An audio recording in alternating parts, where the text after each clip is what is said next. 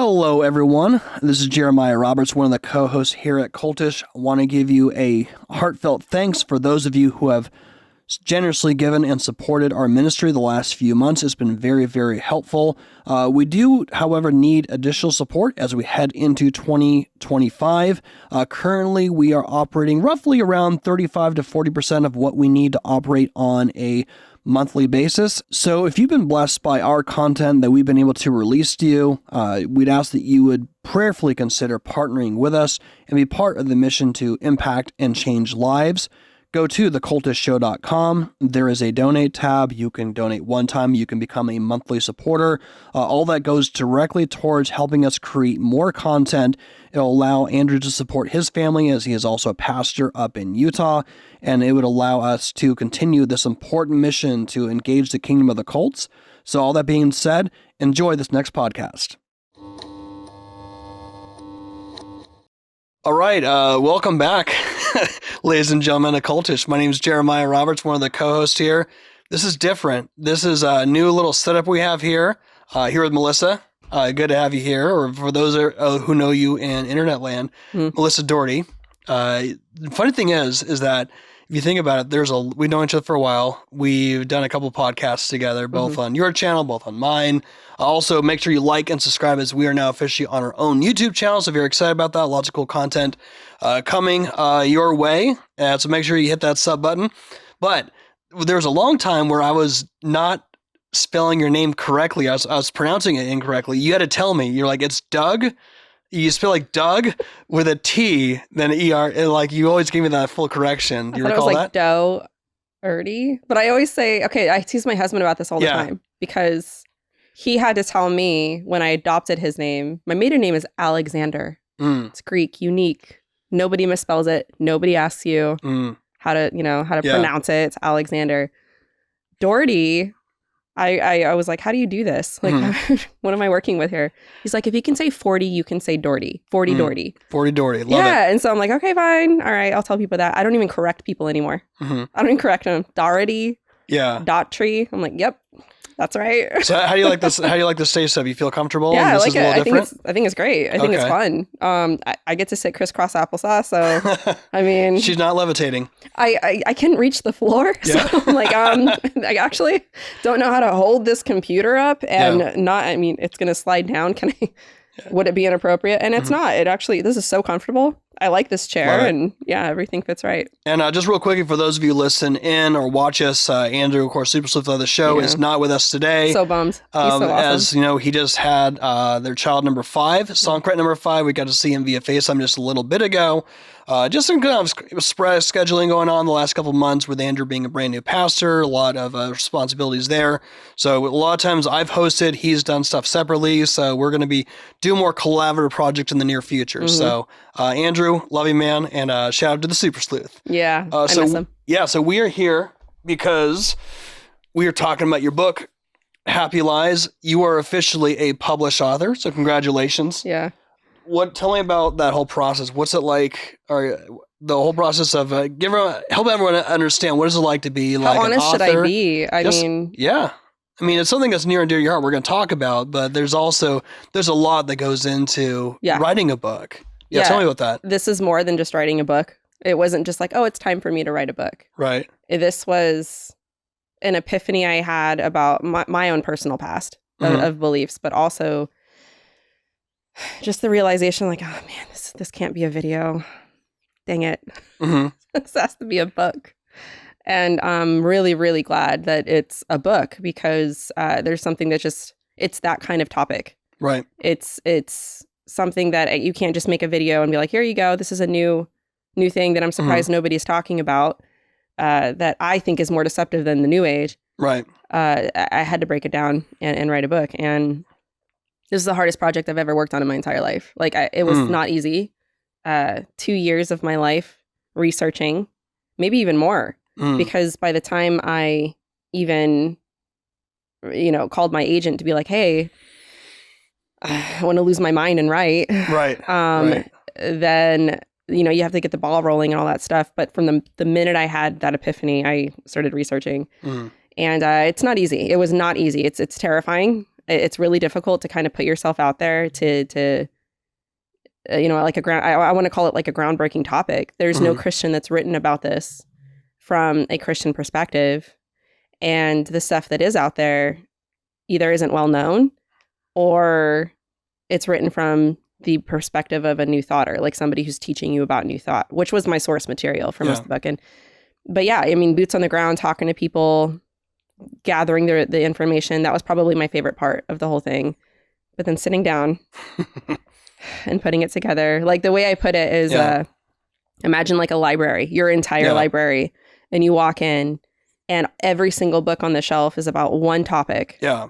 And your job is to take those topics, choose what's the most important, and then put it in something this size that's like around 270 pages. And probably very similar to podcasting. You think about, both of us have done that, whether it's YouTube content, tip of the where iceberg. you do a ton of hours upon hours and hours of research, and somehow you have to condense that into like the 60-minute segment, which we know, having both done podcasts and whether it's video content, it goes by so fast, and then it's there.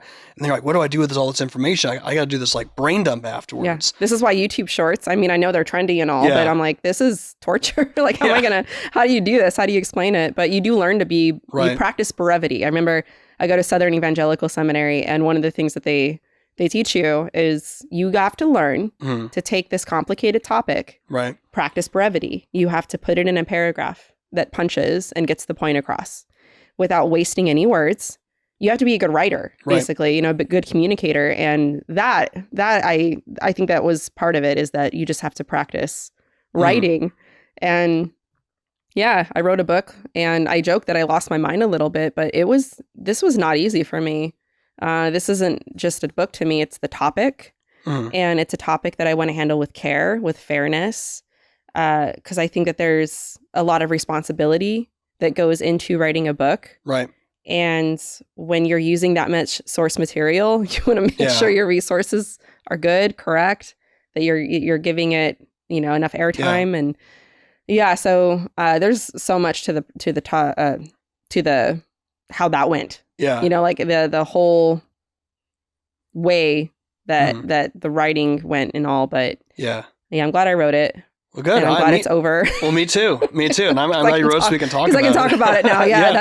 That was the part I was looking forward to. Is I think maybe some authors get tired of talking about the topic over. Not me. Even on my own channel, I'm like, are you sick of it yet? Because I'm not. And I honestly, I don't care. I think that this is a topic that not many Christians know about. Yeah.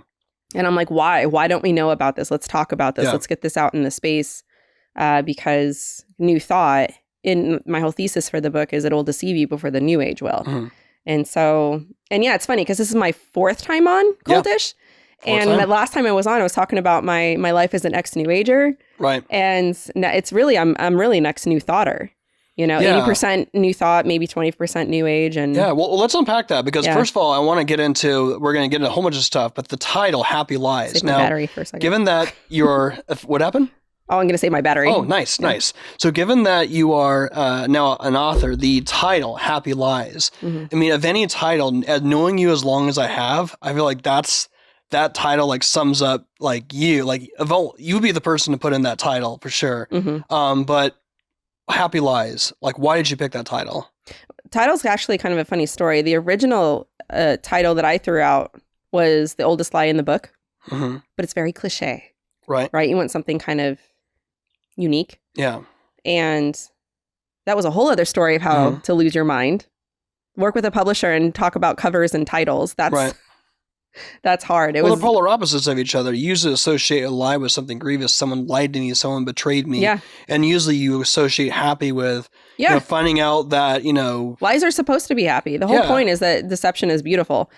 And, so I threw out a lot of different ones, and my editor, he actually was like, I kind of like Happy Lies. Like, I do too. And so, but that's the whole idea, the whole point of the book. Every single chapter needed a nuance. Yeah. There's a chapter on the self-help movement. How in the world do you cover something as tricky as self-help that actually has good concepts to it, that has true things? the chapter that we're going to talk about today, chapter 5, about the identity crisis. How do you talk about a movement like transcendentalism that teaches, that you should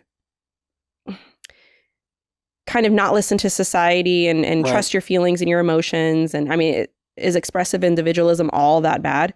There has to be nuance. And so the idea is that there's a happiness to your lie. And you think that it's not a lie because of how it makes you feel. Yeah. Because of the happiness that it brings you. Yeah. And my friend Frank Turek, he always says that most people aren't on a truth quest, they're on a happiness quest. Yeah.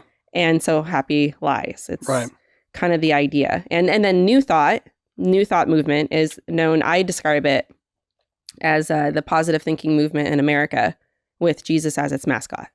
So the idea is that your mind and your thoughts are positively powerful. Right. And the supposed joy and happiness that it brings, it's not sustainable. So that there's a whole concept behind it. And as people read it, they'll see the theme throughout with the title and the cover. I love it. I love it. So defining terms, so New Thought, but also New Age. So circa back the clock, 2018, 2019. I remember I think I connected with you initially on Facebook, and it was part of a ex-New Agers group, right? So you think of the term New Age, and it's usually, at this point in time, it's usually a term that Christians will give to describe the occult, right? But then there's New Thought, which is different from New Age. However, there are many of the times when you describe, even some of the things you just described as far as what New Thought goes and manifesting ideas in your head and manifesting reality, there's a lot of people who are in the New Age or would be categorically described as New Agers who would do things that are New Thought in nature. There's not a New Ager that I know that doesn't use New Thought. Right. So they're intertwined as we know. It's very... The New Age worldview is always very syncretistic. Everyone takes this mishmash, smorgasbord, golden corral, you can eat spiritual buffet. But each thing on that buffet is different. Though. So it's kind of like how do you differentiate the two between New Age, New Thought? Describe that. Yeah. So this was actually new for me. So if anybody feels like, oh, I should have known. Actually, I didn't even really realize the difference until this was like the epiphany I had. That I'm like, oh, this is why my experience was so different. Because what I was in looked way more Christian than this over here. I'm like, what? I don't understand what this is. I wasn't in this, whatever that was. And let me explain that. So 2011, I get out of what I thought was New Age. And I get into online ministry. We've talked about this before many times on the podcast. I got into ministry to Jehovah's Witnesses and Mormons. And I always explain myself, oh, I'm an ex-New Ager. Oh, that's so interesting. Hey, is this thing New Age? Is Reiki New Age? I'm like, what's Reiki? What is that? Right. I don't understand. Oh, it's like energy, blah, blah, blah, energy work. You sit there and they explain it to me. I'm like, oh yeah, that sounds New Age. Sure. What about sacred geometry? I'm like, math is sacred? Like what? I don't understand. That was math sacred. I didn't take that class in high school. How does this work? And so I didn't know what that was. Yoga. I did not know that yoga would have been considered New Age. So people are like asking me about these things. Right. And I had never heard of them or I never practiced them. I'm like, what was I in? I wasn't in this. And so that's the first thing that kind of tipped me off that something's different, but it's all still New Age. That was my assumption. And then it wasn't until a few years ago that I realized, oh no, these are two fundamentally different movements. And so let me start with the New Age first. And if I were to start with the origins of New Age, what I find is easy to describe with New Age is that it's more Eastern. So think of Hinduism or Buddhism and kind of go back from that. All right. Reincarnation, karma, yoga, you have transcendental meditation, psychic mediums, even tarot card reading. You're channeling spirits, though there is some overlap there. If you've read the book, you can clearly see that a lot of the beliefs of New Thought came from familiar spirits. You have, astrology, numerology. You have all these things that fit into this bucket that would be considered more New Age.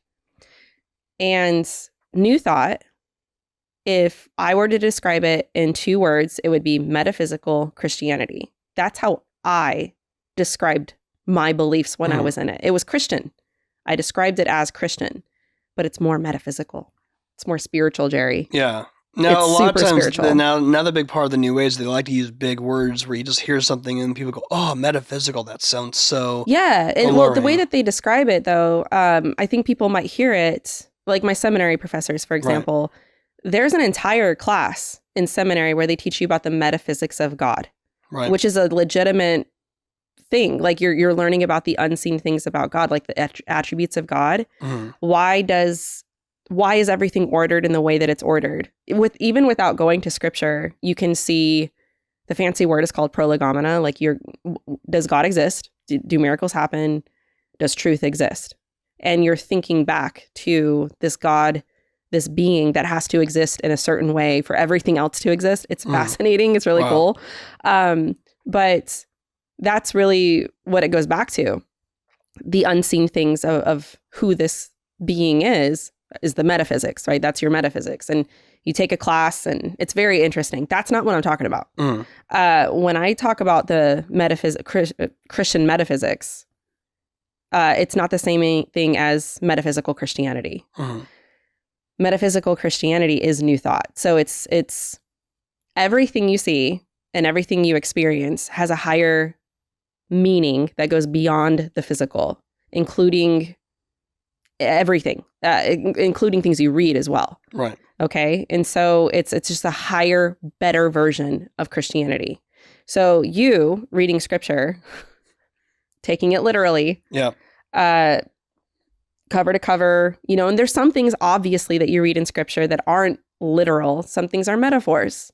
Some things have a different meaning to it. Like you're reading it with logic, trying to understand exegetically. You're trying to understand the perspective of the author, when it was written, who it was written to. Simple. Right. Not in metaphysical Christianity. There's always a deeper esoteric hidden meaning that only those that are awakened, that are ready, can understand. So are you super spiritual? So that's kind of how I saw it. I was a super spiritual Christian. And so that's it in 2 words. In a sentence, I said it before, the positive thinking movement in America with Jesus as its mascot. What I mean by this is that you can have, the idea goes back to the mind, okay? The mind power. Thoughts are things.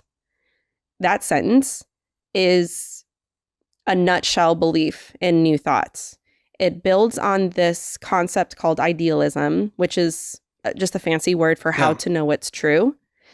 And the idea is that your mental world is true reality. Okay. What's within your authentic self, your knowing, that's true. And then the material world is a response to your mental world. So the true power is in your mind. If you can harness that, then you can create your own reality. So how do you harness your mind? And so that's really what it is how do you have this control, and how you can control your outer world. And the tricky part is this. Okay. So, at first, let me name some terms off that are new thought that people think is new age.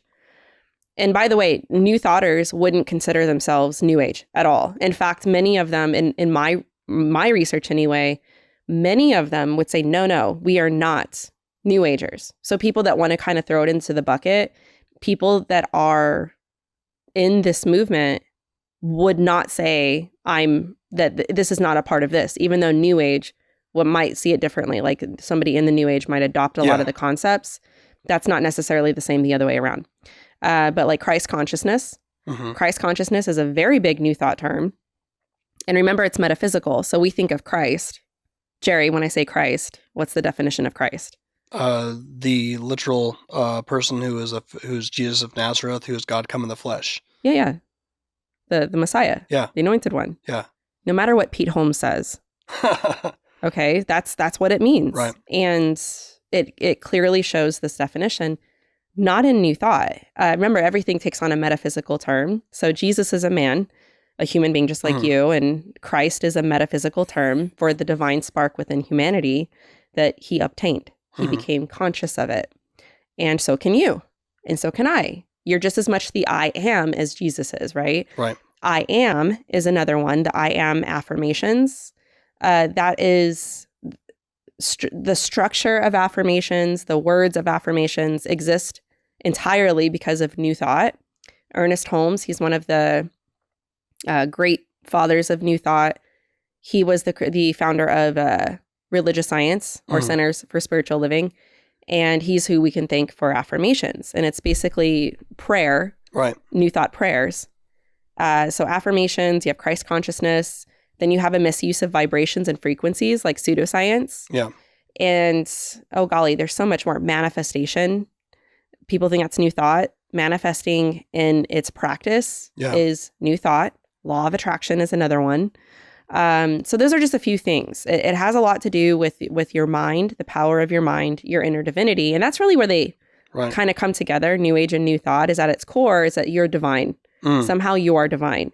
The tricky thing with New Thought, though, and this is the tricky thing, is that people might hear this and think, man, it's anti-Christian to say that you're divine. But that's the tricky part, is that true Christianity to them is that you are divine. And that it becomes very Gnostic in origin. Yeah. Is that it's this idea that there's this secret knowledge being kept from you. Yeah. And through of course, channels, that's every New Age idea, that's every cult idea, or someone says, hey, I have this private revelation. I got the special from spirits. I have this special new knowledge. Understanding that I've never heard before. So let me ask you this, because you're talking about also New Thought, but also some of the originators. We're going to get into some of those, and let's get into those now. So what comes to mind as you're talking? So I had a period in my life where I was just heavily into that whole personal development rabbit hole. And I read Napoleon Hill's Think and Grow Rich. So even like as you're talking right now, in my mind's eye, like I'm hearing both the audiobook and some of the stuff that I read of when I read Napoleon Hill's book. So he talks about auto-suggestion, and he talks about you need to transform desire into its monetary equivalent, and how the constantly thinking about things will help turn that into reality. In fact, one of the things he says at the very beginning of the book, that it was written during the time of the Depression, and he was hoping that this book and this work would elevate human consciousness into such a way to where people could sort of begin to think differently and to think their way out of this depression. Like he mentions that in the book. And what's really fascinating about Napoleon Hill is that as you progress into the book, and even I was a Christian at the time, and I liked a lot of what he was saying. But then when I got to the chapter of Jesus, I was like, okay, now it's gotten too weird. I can't go that far. Which chapter about Jesus? It was further the Sixth on. Sense? Yeah, it was further on where he mentions things about Christ and who he was. And I think at the beginning of the book, I don't know if it's a chapter, there's segments in which he talks about Christ in such a way where it was off. This is not the Jesus I knew, right? It's just, you have stuff that comes across where you think it's legit, and all of a sudden something, perks you off. You're like, okay, that's a little weird. But it's just fascinating because a lot of what you're talking about, that's inundated all throughout the self-development industry. Like I just picked up this book. It was a personal, I like learning how to improve my life, and trying to figure out how to be a better husband, better father, and learning things about, it's a productivity book called The Miracle Morning. And it's just about a morning ritual and talking about, some things are practical, like drink a glass of water in the morning, get hydrated. Okay, that makes sense. Stay off your phone. Right. Take care of yourself. Yeah. But then it automatically started talking about this sort of meditation and visualization, but it started getting very much, this is going to manifest abundance and this, that, and the other. And the reason why I'm mentioning that, because all those things that you're saying are like defining terms, those things are just coming up constantly. But it's huge right now. Yeah, but you're not, the tricky thing is that you're not going into that self-development stuff thinking that I'm going to learn. I'm going to come out with this that I'm divine and I got this, I'm going to come out as a spiritual person. You're just trying to figure out, how do I manage my day better? Yes. But then you end up with something that you didn't really ask or bargain for. It's very interesting you picked up on that. Did you know that I did a deep dive on Napoleon Hill? I knew that you were going to. Did you do it already? Not yet. It's just interesting that you bring it up. All right. Because, yes, like all of that, yes, you're exactly right. We'll check in the show notes when we drop it. Well, that's just interesting. I'm like, did you know? But yeah, like Napoleon Hill is a great example because I'm reading and I'm doing all this deep dive. And the idea is that if you want to become rich, we'll just change your thoughts. Which, by the way, Napoleon Hill was like a total scam artist. I was floored. I went into that deep dive just like, oh, here's Napoleon Hill. Here's his biography. I'm like, oh no. Oh no. Oh no. This is bad. I had no idea what a scumbag Napoleon Hill was. So just wait. So it might be out. He would be the guy in the Western that comes in with a carriage in town and is like, yeah, try my specialized tonic. It'll kill all your ailments. And it's just oil, he was. I can't believe his real name isn't even Napoleon. It's Oliver. He changed his name because he was on the run from the police. Anyway, whole thing. We'll do a follow-up episode. We're going to go do a deep dive into Napoleon Hill next Cultish collaboration. But so for now, that's just one section of his life, all right? But then Think and Grow Rich, it's very interesting to kind of go into the spirituality there, because you're right. If you were to pick up most, not all, because I can say that there's some self-help books out there. There's things that even I remember reading in New Thought that it still genuinely helped me. Probably because it's aligned with reality, though. Like it correlates with what's true. And I'm like, oh, that's good stuff. I should, I like that. That it's more than it just works. It's that it is true as well as it works kind of thing. And then other things, it's the opposite. It's like, oh, it works for me, therefore it's good and it's true. Right. And so, I mean, that's what I mean by nuance, though. But you have this advice given in the book. You have these things that are innately true and good that do actually help you. And you believe them. And you sign up for that. You're like, okay, yes. All right, okay. Then, I don't think it's by design that the weird stuff is always at the end of the book. Yeah. The book The Secret does this too. She saves the last few pages to tell you that you're God.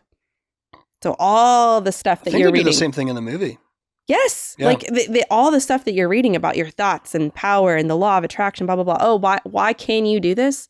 Because you're divine. Okay. And they sell you on this first. Right. And then they switch you with this, oh, by the way, there's this thing called divine intelligence, Napoleon Hill says. Yeah. And you have access to it. And so do I. And I know I have these creepy cabinet members that I talk to, but they're not real. But I do talk to them, but they're not real, in case you think I'm weird for it. Like Abraham Lincoln, Jesus Christ, Henry Ford.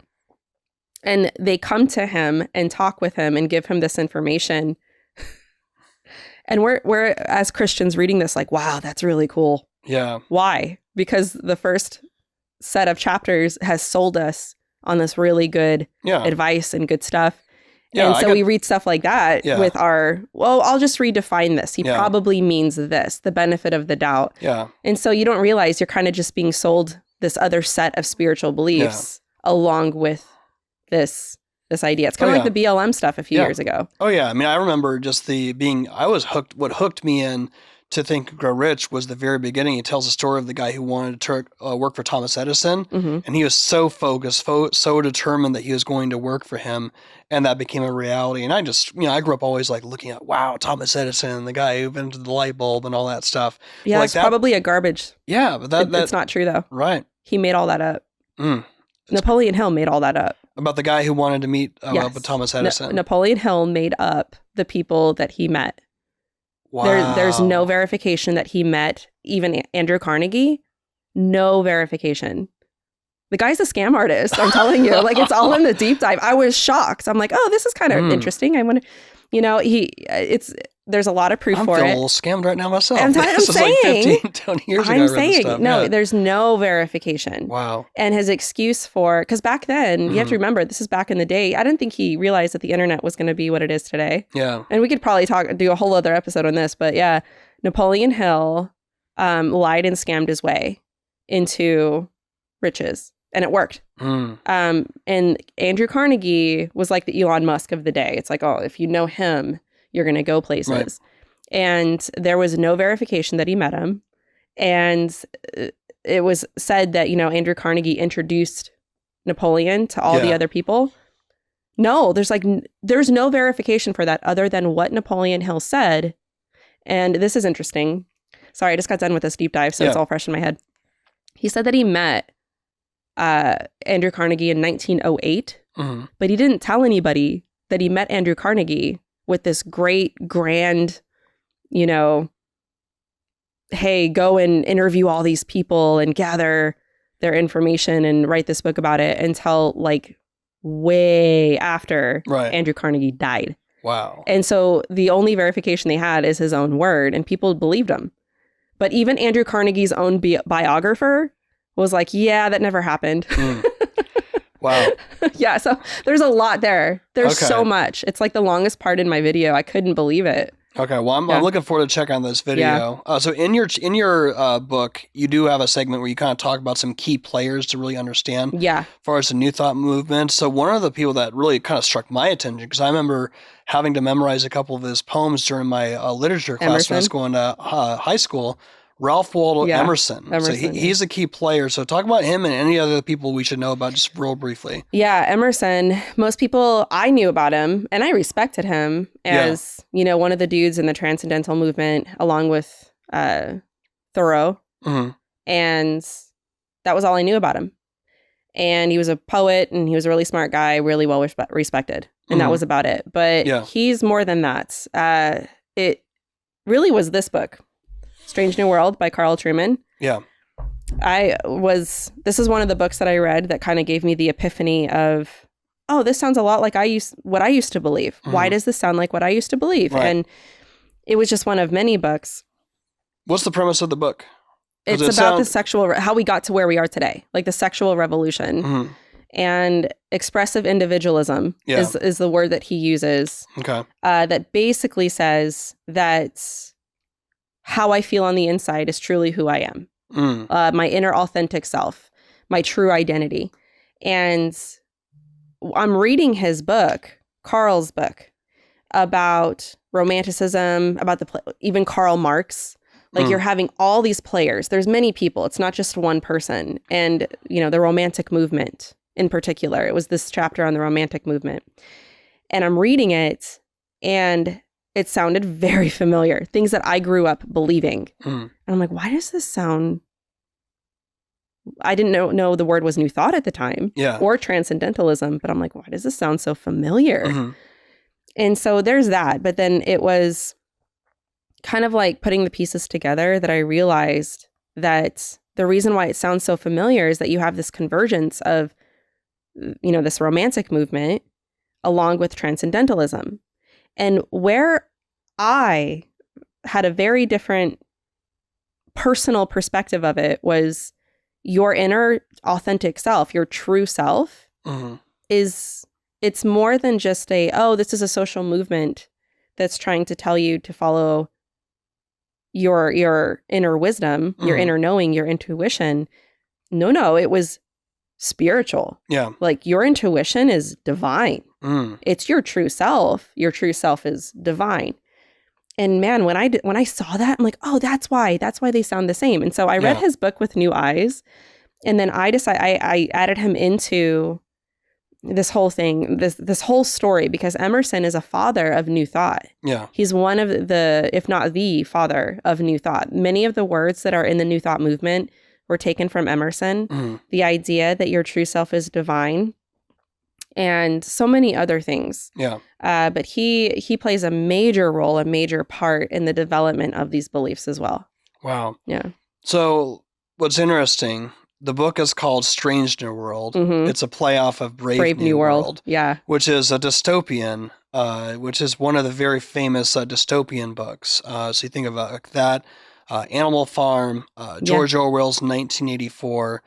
And it takes me back to one of the second interview we did back in 2020 when everything was shutting down. Yeah. It was with Stephen Bancarz, a good friend. And you were even looking after we finished up the podcast because everything was shutting down because right when President Trump had declared the state of emergency. You can see me in the interview. I'm checking my phone. I'm like, you're looking at your phones to see, like, am I gonna go? Do I have to rent? I might have to rent a car because my flight's going to be shut down because everything is going crazy. Yeah. And a lot of people described everything that happened post March 2020. This is very Orwellian, very dystopian. So even the last couple of years, that whole concept of dystopian or Orwellian. It's just been, I think it's been on a lot of people's minds, even with some of the stuff we're going to talk about identity and things like that, and even having thought crimes and all that. So you're a bit of a dystopian nerd as well, too. Tell us about that. Yeah, The Giver was the first book that I read in 8th grade about it. If you haven't read it, it's legitimately probably one of the best. It's really utopian because the idea is that you live in this world where there's no feelings, there's no colors, there's no art, there's really no beauty, but you have peace, and nobody wants for anything, nobody's starving. It's the perfect world, and the idea of the book is that you have your main character, Jonah, who they're at this ceremony where you're giving jobs, basically, because everybody has, it's so organized, everybody has a job to do. And he gets this job of the giver, which is the highest honor you could possibly receive, because the giver is the person who holds those memories of beauty, but also fear and emptiness and loneliness and cold, like what cold feels like, and all these memories. And the giver is to, the idea is that there's some sort of illusionary way that he holds them in, you know, and in the world of Lois Lowry, that makes sense, I suppose, because if the giver dies or leaves, the memories will be released again, and the world will be ailed with all these things. Yeah. Because the idea is that along with the beauty comes the evil, and the beauty, according to Jonah, is worth it. Yeah. Like it's actually kind of a gospel story, because the idea of, you know, God existing and love existing, like it's worth the risk. It's worth these things. And so it was a very beautiful story for me to read. Yeah. I won't give away the ending or anything, but that was the first one. And then there's others. You mentioned a few of them. I mean, most of the time when it comes to a dystopian book, you usually have a main protagonist, and they end up in conflict with the groupthink around them. Yeah. And then they have to make a choice. 1984 being one of my favorites, you know, Winston, who's the main protagonist, and he sort of realizes that I have to be careful now about who I talk to and what books are they, what books I can and can't read, and the type of words that I can use, even the body language. And you see, if anyone's read 1984, you know how that progresses. But most dystopians sort of have this idea, there becomes like sort of a realization that things are not as they should be. But then the question is, do I conform in the interest of my own safety and self-preservation, or do I risk everything to live not by lies, which is also one of the other books that you mentioned that give credence to in your book. Yeah. That's a great book. And that was another book that I read, because, you know, you have all these social movements, and the idea is that I'm reading this whole individuality, this self being the authority.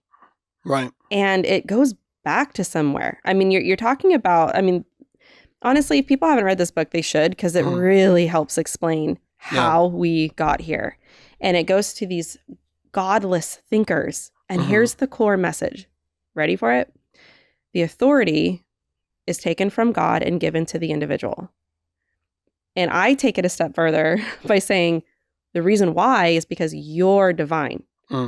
That is the message from the transcendental movement, from Emerson. Right. I cannot emphasize enough how these movements have formed the thoughts, the overall thinking in America. We take it for granted. Like, okay, so if somebody were to say to write poetry, okay, that's why Emerson is really known for the poetry, the feelings. These things didn't start coming out until around 1900s, when it's like, oh, I can feel these things, and I can write. And the truth is that it really does go beyond that. But the authority to the feelings is something very different, fundamentally very different. So I wrote this down. I wrote down a few notes before here, and about transcendentalism. Yeah. It's all about thinking for yourself, appreciating nature, and believing that truth comes from within, not from society or institutions. Okay, so that sounds like a mixture of like the Romantic era, you know, some sort of inner divinity, but also kind of what we're seeing a lot in, you know, the social the social justice language that we're seeing. Yeah. And again, Karl Marx is a big person that's kind of a part of the baton that was handed in the sexual revolution, because you have the idea that society is trying to always oppress who you are as an individual. Right. And so you shouldn't be afraid to be yourself. And wouldn't Marx have the idea of stripping ones of their own individual identity and making them part of the collective? Would that be related to that? Probably. I don't know as much about Karl Marx as I probably should, but Emerson, in that he's just one of the people that played a part in there. I'm actually really surprised that he didn't mention Emerson in his book. Interesting, yeah. I even got the larger, this is the laypersons for the, regular folk to read. But there's a larger version, The Fall and Rise of Fall and Triumph of the Modern Self. Why is it escaping me? I believe that's the name of it. I think that's the book, yeah. Yeah, and it's much thicker. Yeah. And so I mean, I even looked in there, but to write my chapter though, the chapter that everybody sees in my book was actually a lot geekier. Like it went a lot more into transcendentalism, went a lot more into Romanticism and how the two movements converged. But the feedback that I got, it was really important because you send these out to get peer reviewed by people much smarter than you. Right. And you listen to them when they give you feedback. And if I'm getting multiple, like the same feedback from multiple different people, I'm like, okay, I gotta tighten it up, man. Yeah. Because they're like, it's too much. It didn't flow with the rest of the book. And I'm like, man, okay, all right, I'll take this and I'll, and it ended up being what it is. But it really went into a lot more of this, of like what we're talking about, of how we really got here today. Because I really wanted to go over more about how this movement helped shape our inner identity, because it's so personal to me. Like this was something that before this was ever like a trendy thing, before this was ever something that was in society, I believed this stuff, that your inner self was divine. That was truly authentically who you were. Right. And whatever was on the outside of us was just like a shell. It held you there. But whoever the world wanted me to be, I should flee from.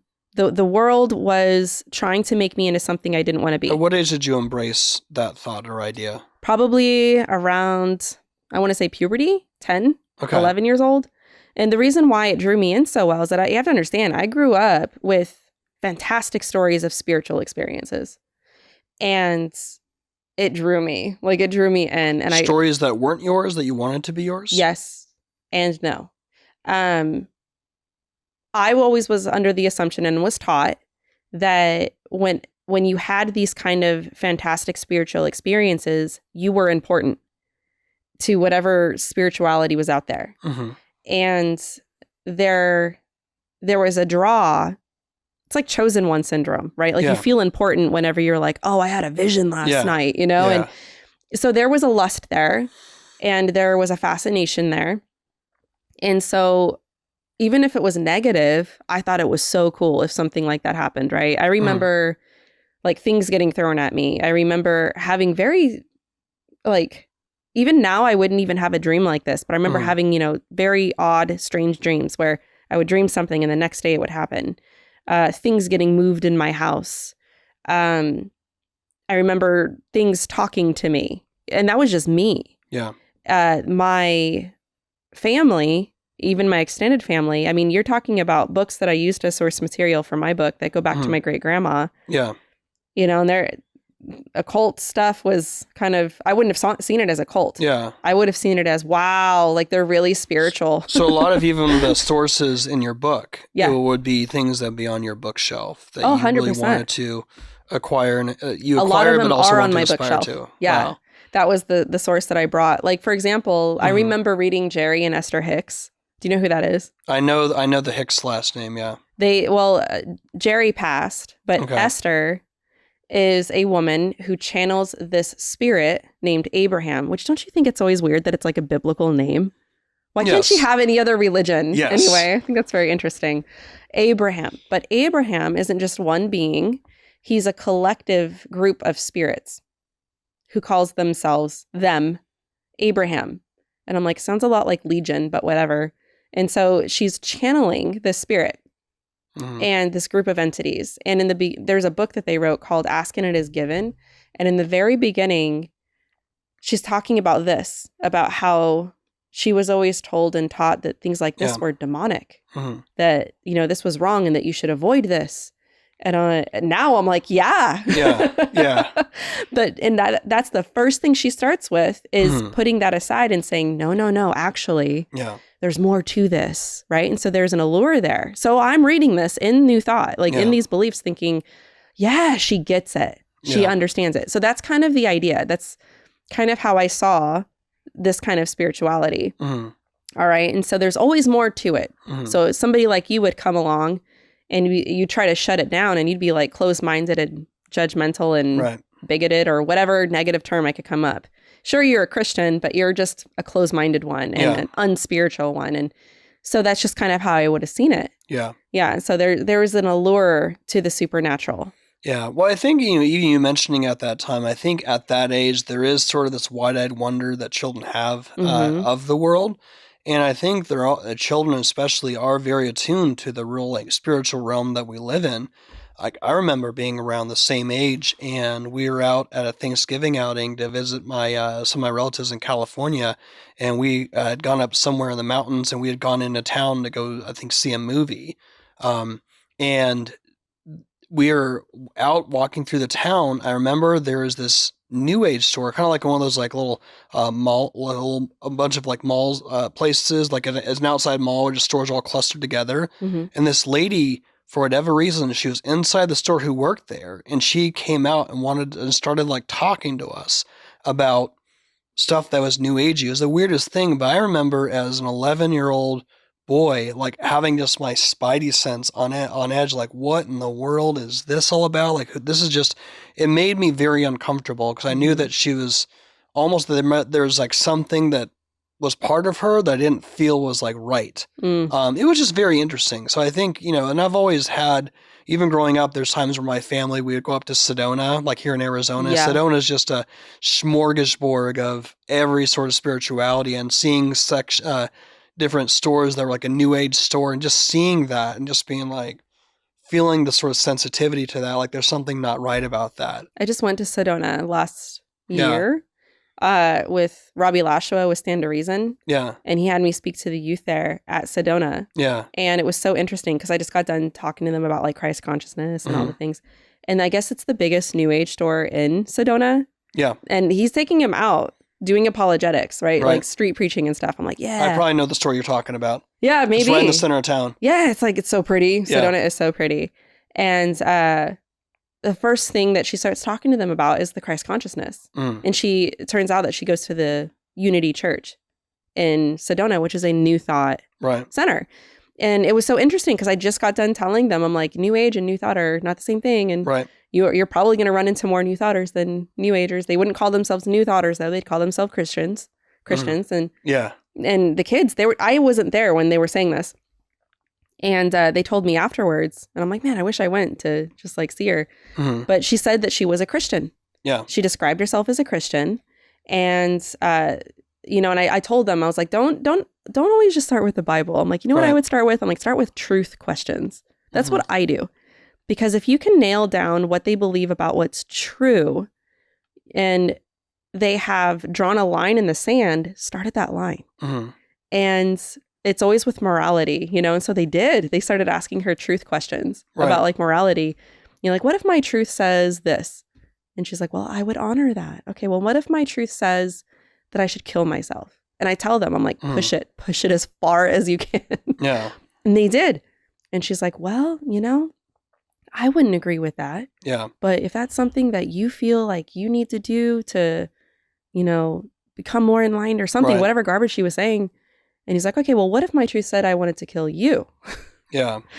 And she still had to change the goalposts. Like, I can't say I would judge you for it.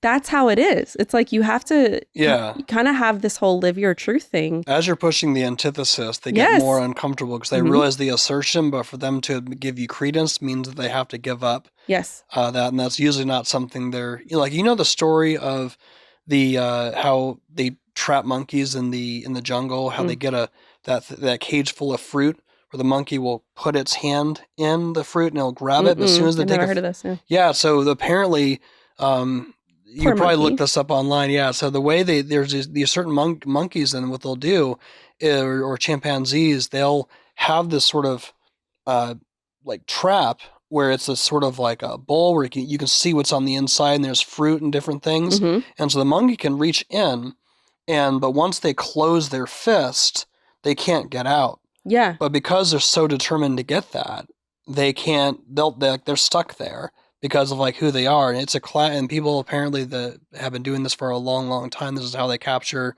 monkeys for whatever reason. But it's almost like in this case, with pushing the antithesis of what they believe, it's like they're not willing to let go. Yeah. So like, how do you square that circle? They get stuck. Yeah. Yeah.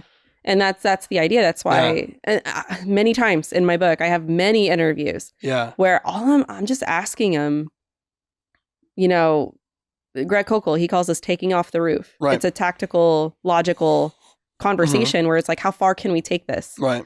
And all I'm asking them is just like end of the story kind of truth questions. And it's so interesting how they see truth. And so the whole idea, the whole purpose is to understand that's why the book, again, Happy Lies. Right. She's believing in a very happy lie. It makes her look, in other words, it makes her look non-judgmental. It makes her look open-minded. Yeah. It makes it look like you're not being judged. Because the idea is that if you judge somebody, then you're bringing that judgment to you. And it's very us-centered, but it's also very illogical. So and that's the other thing about the transcendental movement. Let me kind of bringing it full circle here. Let me read this, because there's 2 essays that Emerson wrote. There's a lot of essays that he wrote, but 2 are the most popular. One was written in 1841, which is called Self-Reliance, and the other was about the oversoul.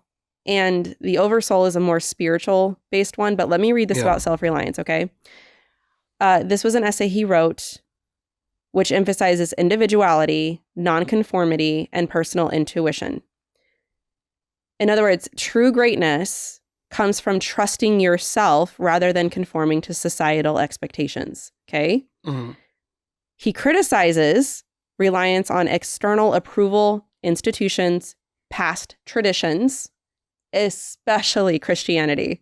Especially Christianity. So slight prejudice. He actually, okay, hold on.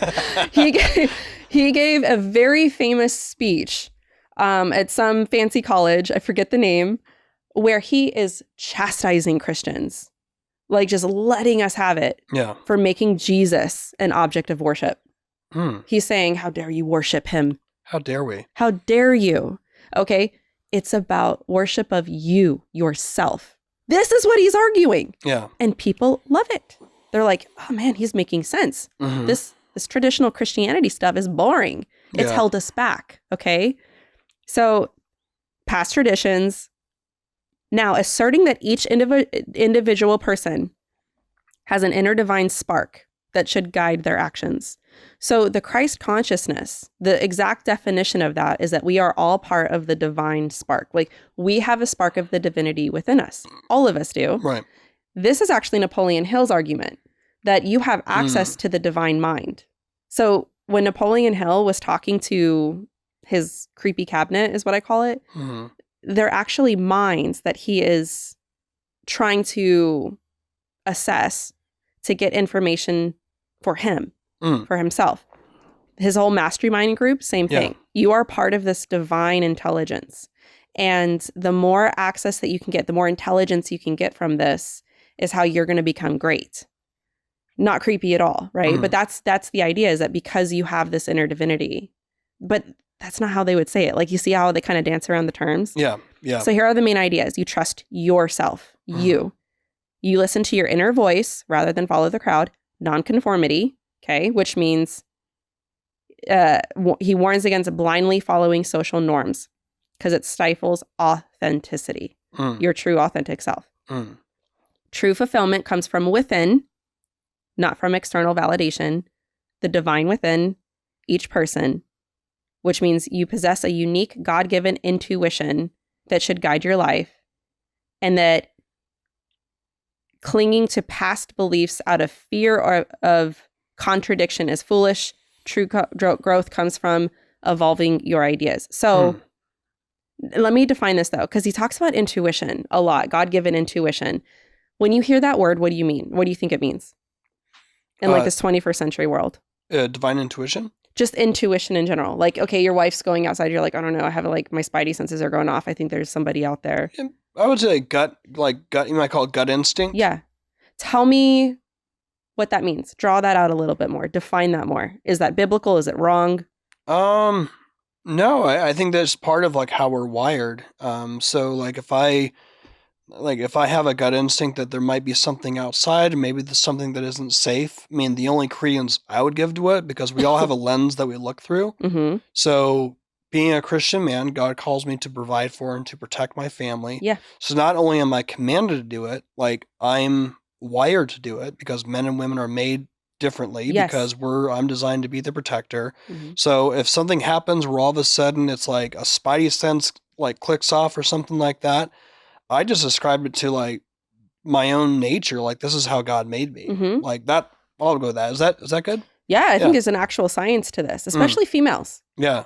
Because I mean, I definitely feel sometimes where I'm like, I'm not going to go down this alley. Like, right. You know what I mean? Sometimes it's intuition or whatever it is, but that's typically how we would do it, is that you get chastised for this now because it's like, you shouldn't judge somebody or whatever it is. And it's like, well, what if I actually think they might mug me? You know, like what do I do if I actually feel in danger? So you have this tug where the society says, well, you shouldn't judge, but at the same time, trust your intuition. Yeah. Which one is it? Right. It's really kind of strange how, they can do that. Have the cake and eat it too. Yes. Well, okay. Let me, the reason why I'm asking is because I want everybody to understand that there is actually I think it's scientific too. Yeah. Like the way that our brains are wired, the way that God made us, you have a physical and spiritual reason for kind of doing something or not doing something solely based on your experience and your reaction to that, right? And so sometimes that can be an overreaction, or maybe you're constantly thinking something is going to happen that it doesn't. Right. And in that case, you should get that checked out. You should probably reassess. Or you literally just don't feel safe, like walking out to your car, whatever it is. Okay. You just have very little proof and you're just going off of kind of like these feelings. There's a space for that. The way that Emerson defines intuition, though, is different. Okay, this is how he says it. It's an inner knowing, a capital K. Yeah. Inner knowing, which, by the way, Glennon Doyle in her book Untamed, this is how she describes her inner divine spark, is her knowing. The exact same way Emerson does. And I'm like, where is this going? This is so weird. This is so interesting. Yeah. Okay, an inner knowing, which is an inner direct knowing, a knowledge that comes from the soul rather than from external experiences, logic, or tradition, especially Christian tradition. Okay, so if it doesn't feel right with me, then it can't be true. It's a divine force within each person, a spiritual wisdom that transcends learned knowledge and societal expectations, in other words, okay? So it's higher than reason, which I think is very interesting to point out because if logic says you're a man and I'm a woman, but my feelings say otherwise, right? That's my inner divine knowing that is telling me what's real and true. Because remember, the idealism is that the material world is a response to my inner feelings, my inner thoughts. So basically, Emerson is saying that the best guide in life isn't outside of you, it's inside. It's already inside. You just have to listen to it. And a popular movie example of this that I think, anyway, of transcendentalism is Dead Poet Society. Have you ever seen that? Yeah. Great movie. Yeah. It's such a good movie. Think for yourself. Do not blindly follow traditions and rules. And as a Christian and a person, I agree with that sentiment. Right. Right? It's kind of tricky, but the problem is, what's the standard? Yeah. Okay. So you're having like Dead Poet Society, if nobody has seen it, it really is a good movie. And I actually can't even fault it. Yeah. Because you have like, even like the Pharisees, right? In scripture. Yeah. You can make an argument there that they're following dead tradition and they're making it. I get it. Okay. I get it. Yeah. But if this is how you know what's true, this is what blurs the line. Yeah. This is the problem, is that it's a happy lie. It blurs the line of what's true and what's not true. And if what is true is inconvenient for you, then you follow how you feel about it. Yeah. So that's kind of like the beginnings of it. There's more to say there, but let me know your thoughts. Interesting is real quickly that, you're talking about Ralph Waldo Emerson being one of the people who brought this to the forefront, and it's articulated, and he, through his poetry, and of course, it's this is also articulated in a film which just so happens to be called Dead Poet Society. Yeah. Which is interesting. Kind of a twist of irony. I thought it was like a cool, I'm like, oh, that's actually kind of... And of course, it's super famous for, the infamous scene at the very end where they all stand on their desk. Captain, my captain. Oh, it's classic. Yeah. It's absolutely classic. So I think that can give people a very good idea of what's alluring about this. Right. This was very, very revolutionary at the time. Okay. I'm going to read a few things here in Carl's book to kind of bring it together, because I think this will be a good backdrop to kind of go into, like what we're seeing, with the gender identity stuff, identity in general, because it's not just gender, Jerry. Isn't it funny, because before you get into that, is that you haven't, in the same way how you didn't even mention Napoleon Hill, and as you were describing, just sort of introducing new thought, in my mind's eye, I'm like, oh my gosh, chapter 2 said, that's what Napoleon Hill said when he meant this. Yes. And now as you're starting to elaborate, I'm starting to understand, this is a really popular book that came out with, we'll get into, Irreversible Damage by Abigail Schreier. And even the underlying issues, like, we haven't gone there yet, but the thing is that you're saying, I'm starting to hear things I've heard a lot. We're not even there. The last half a decade. You're exactly right. That's kind of my goal. Yeah. And that's even in the deep dive into Napoleon Hill. I'm like, I'm sure this sounds familiar.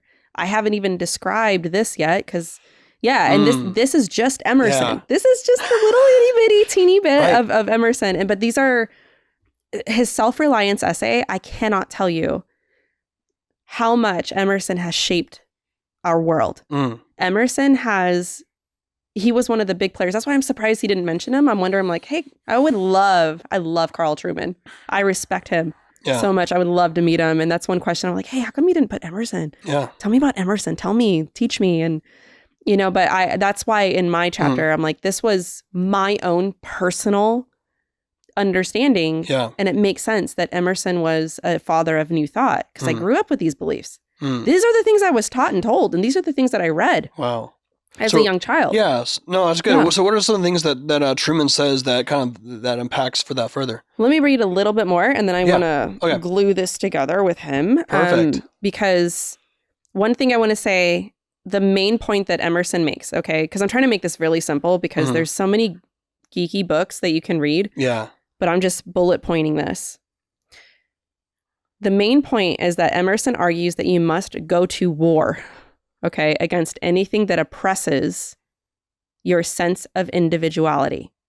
Okay. Okay? Who you say you are, not what society says you are. Even if people accuse you of gross immorality as a result.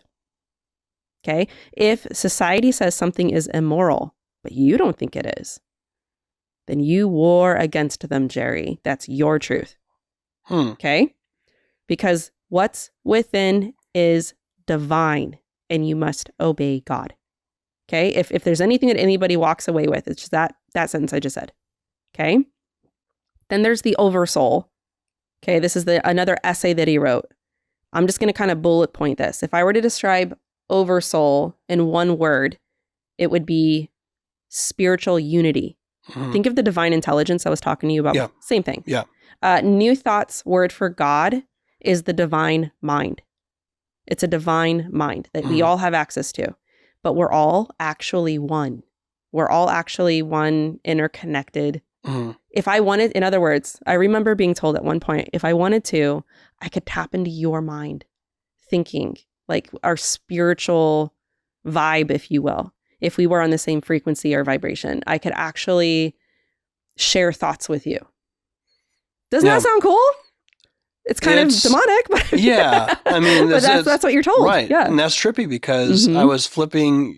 Sometimes my wife and I, when we get a little man down to bed, is that sometimes we're going to watch something on Netflix, and there'll Mm-hmm. be times, but the other times our sitting down time is trying to figure out for an hour what we're going to watch, Mm-hmm. and then we're tired. But like, so sometimes you see all the different options, and there was something just recently. It was on Netflix or Hulu, and it was something about somebody who believed they had the gift of telekinesis. Yes. And as soon as I saw, I don't know what it was. It was something that was recently coming out. There might be someone in the audience who knows what that is. If you know it, pin it in the comments. I want to watch it, find it, and do an episode on it. Because I was like, I need to do a Cultish episode on it. But as soon as I saw that, I'm like, ooh, that is red flags everywhere. Power of your mind. Yeah, but it was very much in that exact thing that you're saying. Mm-hmm. So I love what's going on here because you keep on saying things, and it just makes me think of like, cultish. It's all like that. So yeah, like I think that this is important to kind of lay the foundation. This is how geeky I wanted to get with this chapter, like perfect. way more geeky. Yeah. But the oversoul. So the word for that is unity. If I were to also use a word for self-reliance, it would be self. Mm-hmm. Self. And if I were to use a word for transcendentalism in general, it would be self. Okay. And so self, unity, like, and the idea is that there is no God outside of you. Mm-hmm. All right. The Christians, they got it wrong. Right. They have it all wrong. They are dead in their traditions. They're just trying to control you. They don't understand. They don't get it. They're not spiritual enough. Mm-hmm. The real thing, the real truth is that you have the power. You have so much power in you, Jerry. Yeah. If you could just understand the power that you have within you, don't let those Christians hold you back. Don't tell them. Don't that book, wherever there's a Bible. Yeah. That has some truth in it, Jer. Okay, that has some truth in it, but you need to read it and take what resonates with you. Oh, man. Discard the rest. He-Man was right. I have the power. The power. Yeah. Yes. Yeah. Okay, so that's kind of the argument, Mm-hmm. right?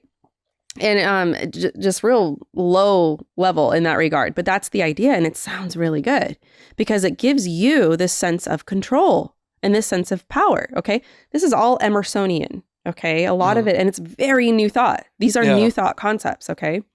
So this is, okay, the oversoul. A lot of words from this essay were transferred over into the New Thought movement as well. This is the idea that all people, like I said before, are connected to a shared divine spirit, a divine mind. Deep inside every person, we have access to this higher wisdom through our thoughts and words and even our actions, okay, and our experiences. It's all about what you experience. That equals your truth, okay?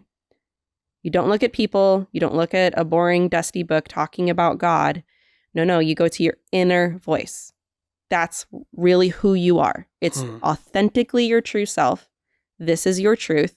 This is how you are going to be able to live out your truth. Okay. All right. And then Romanticism. Now, this is a few things I want to read from his. Dude, look at this book. You got some major underlinings there. This book was so catastrophically amazing. Yeah. Like, it was so good. I listened to it on Spotify over the weekend, and just with the initial viewing or reading, this is a lot to take in. He's an incredible writer. Yeah. Every single word lands.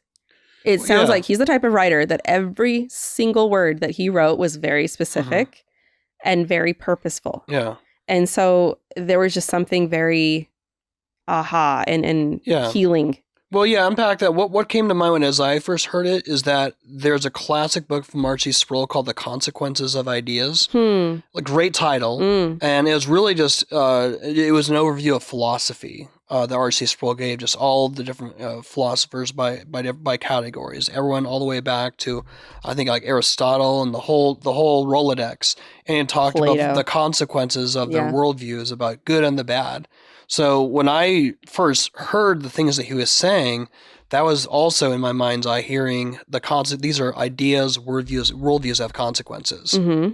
Yeah, and it's interesting because one person we haven't talked about, I'll get to this in just a second, but Emanuel Swedenborg is another really big player. He is looked at as like a great grandfather of New Thought. And something else that he teaches that's very appropriate for this conversation is that he teaches or taught this spiritual concept called the law of correspondence, which, by the way, he got from spirits. Yeah. And Swedenborg was a very respected figure. He was an inventor, a scientist, theologian. Like, he was very smart. And all of a sudden, he started having these really intense spiritual experiences, and he started writing about them. And that's really what he's best known for. And one of the teachings that came from this was the law of correspondence, which is that the material world, there's a material world and a spiritual world. And true reality is spirit. The truest part of you is spirit. Sounds like some prosperity preachers, but we won't go there today. Yeah. But that's the teaching. And so if something's wrong in the material world, it has to be fixed in the spiritual world. Okay, that's really where it exists. That's the truth of the matter. So if you're sick, say you're not healthy, or you're poor, anything negative, you can bring forth from the spiritual realm. And you do that through your thoughts and words and feelings. Yeah. Okay, so that's where the authority is given. So if something's wrong with your body, okay, let's just say you're not sick. Say that you feel like you're in the wrong body. Well, a few hundred years ago, you see what I'm getting at? Yeah. A few hundred years ago, it was like, okay, well then you have to match these two. You're, and I'm not talking about the rare instances where there might be something where you're born with, what is it called? Where you have both sexes, basically both genitalia. I forget what that's called. Yeah, I don't know the exact. I think about it all the time. It's weird that it's escaping my brain right now. It's probably the bright lights in my face and like a microphone in my. Well, it's very very rare. Yeah, it's very rare. But even then, you would say that's a disorder. There's something that's not aligning here. That's wrong. The idea is that you do not have the material world telling you what's true. It's always about how you feel. That's where the truth is. So you have to circle that square by shoving the material world into what you think is true about yourself, because that's really what true reality is. That's what these movements have done, is that they've it's not just about what's popular, it's about what is changing the fabric of reality. Right. To cater to your feelings and what you think is true. Again, it's a happy lie. And it's like you have all these people, these movements that love it, but they don't see the end game with it. Okay. So I'm just going to read a few things from here, kind of tying in together what I just read about transcendentalism. This, again, is from Carl Trueman's book, Strange New World. He talks about a lot of people in here. Okay. So I don't want to make it seem like I'm simplifying it, but I'm trying to make it kind of pack a punch. Yeah. The first thing I want to talk about is the term he uses, expressive individualism. This is very important. It was coined by the American scholar Robert Bellah. I think that's how you pronounce his last name. And it says, expressive individualism holds that each person has a unique core of feeling and intuition. Consider how we just defined intuition. Right. That should unfold or be expressed if individuality is to be realized. That sounds geeky, but hold on. He connects this to what's called the culture of authenticity, which is each one of us has his or her own way of realizing our humanity, and that it is important to find and live out one's own. I can read. It is important to find and live out one's own as against surrendering to conformity with a model imposed on us from outside by society or the previous generation or religious or political authority. In short, the modern self is one where authenticity is achieved by acting outwardly in accordance with one's inward feelings. Doesn't that sound like exactly what I just read? Yep. So I'm reading this Birds and I'm of like, a feather. I'm saying I'm reading all this and I'm like, why does this sound so familiar? And so, and here's another one here. If the individual's inner identity is defined by sexual desire, then he or she must be allowed to act on that desire in order to be an authentic person. He's giving this the perspective of society. He's not saying he agrees with this, just to be clear. Yeah. He's talking about the sexual revolution and how we got here. And he does a very, very good job of breaking down the mindset to understand how we got here. Now, there's just a few more here. Now, he's talking about Rousseau. This chapter really played a really, really impressionable on me. And he's talking about romantic roots, the romantic movement. Okay, so I'm reading about Romanticism, and everything I just read to you here. Okay, that's where I was like, I remember putting the book down. And I'm like, what is happening? Because I'm like, this sounds like what I grew up with. Why? Right? And so I remember it was like during these pages in this chapter, I'm like, what's going on? So Rousseau, who's one of the thinkers that he's talking about, he says. He's talking about expressive individualism, and that he says that it's the notion that I am most truly myself when I am able to express outwardly what that voice of nature says to me inwardly. Doing that, to use modern parlance, is what makes me authentic. So he's talking about your true authentic self. Now tell me, Jerry, if you go online right now, if you go on TikTok and you look up a hashtag Instagram, true authentic self, a lot of them go back to people's sexual identities, like who they are as a sexual being, whether they're gay, trans.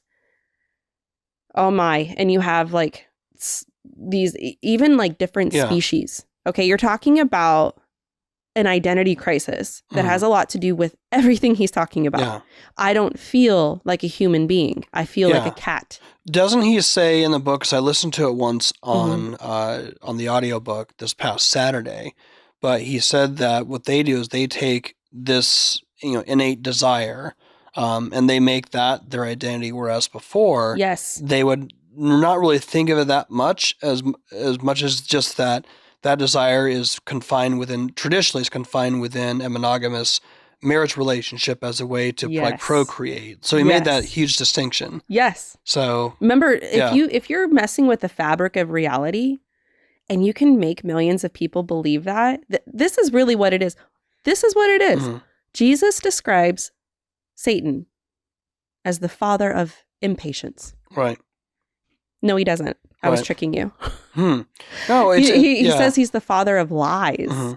Like lies. If you can see that by the millions, people are believing a lie, then you know it's a spiritual thing. Like something's going on. Yeah. And if you can actually fundamentally believe, make millions of people believe that a man can be a woman and a woman can be a man, yet you can't define what a man or a woman is.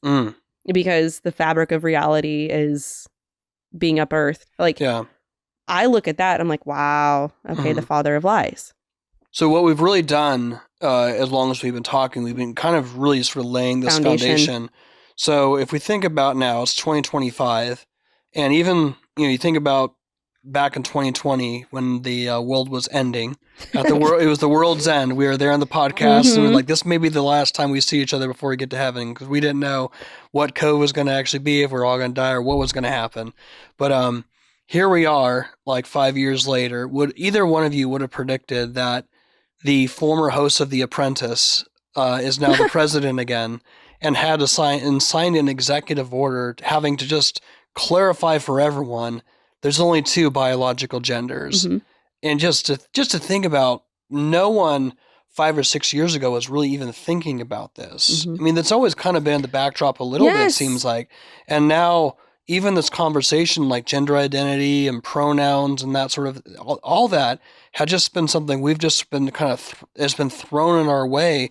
I think all of us have been making sense of how to deal with it. I mean, you're dealing at one, I think, as an apologist, understanding how do I deal with this apologetically, and also, but also like as a mom, and that you homeschool your daughters now too, right?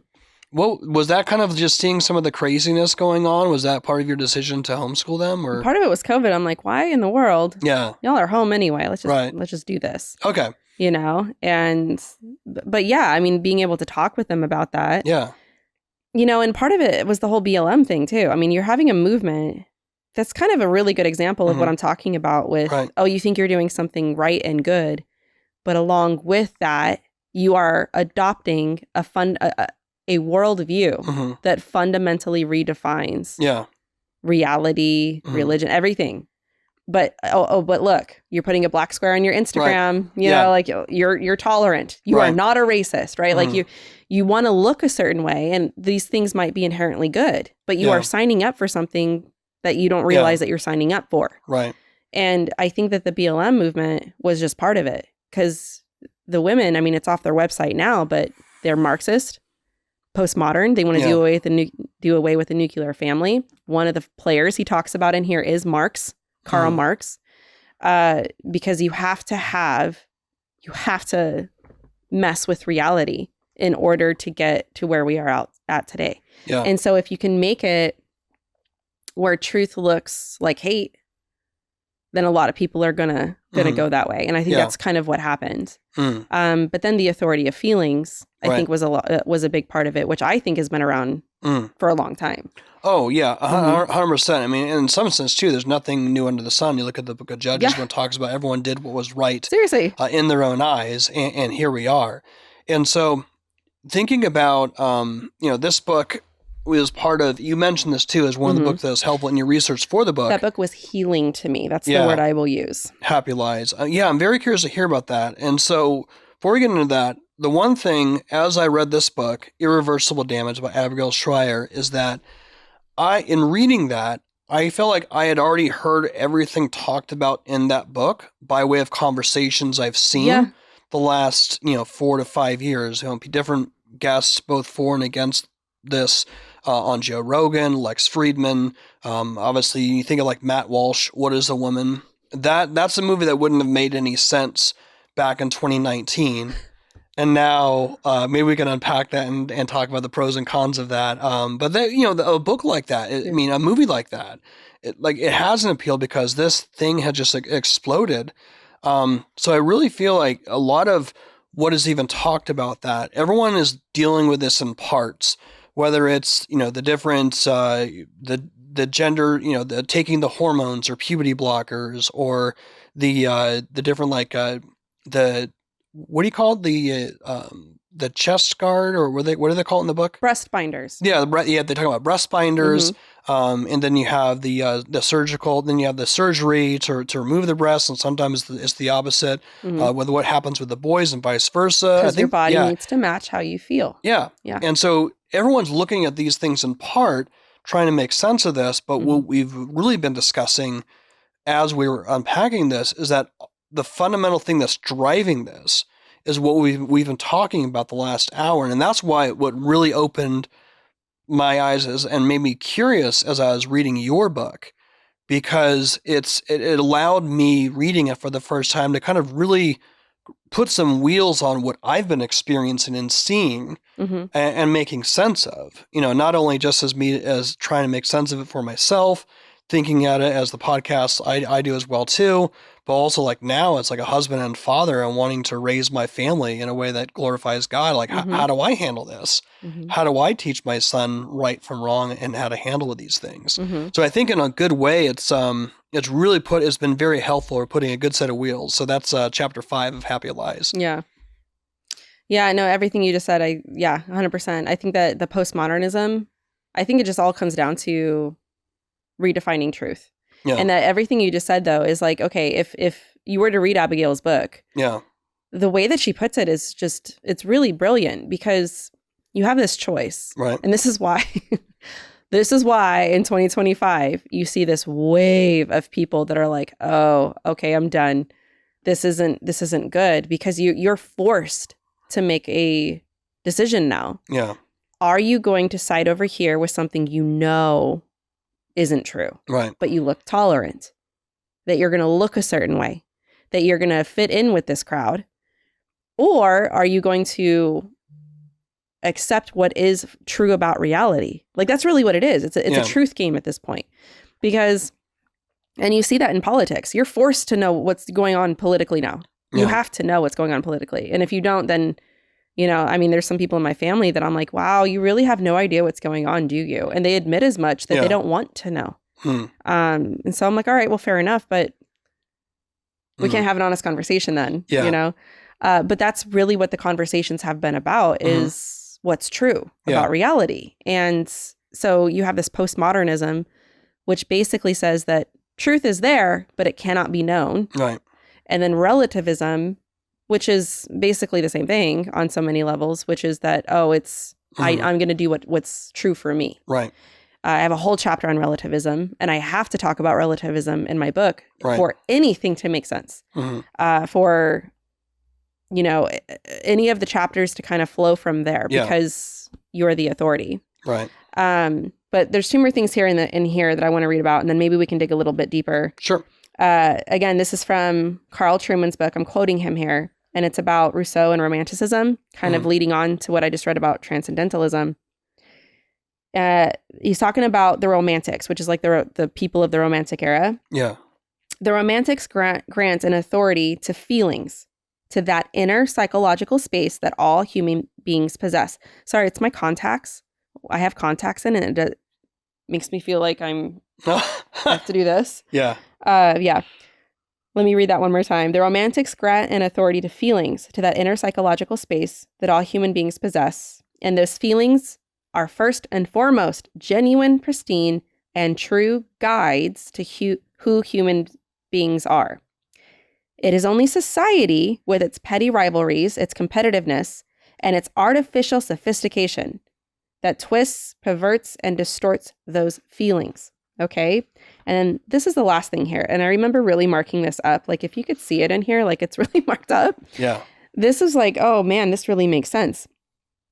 More pointedly, okay? So he's making the point. He's bringing it into today. Like the inner voice of nature, possessing significant authority, everything that we just talked about, okay?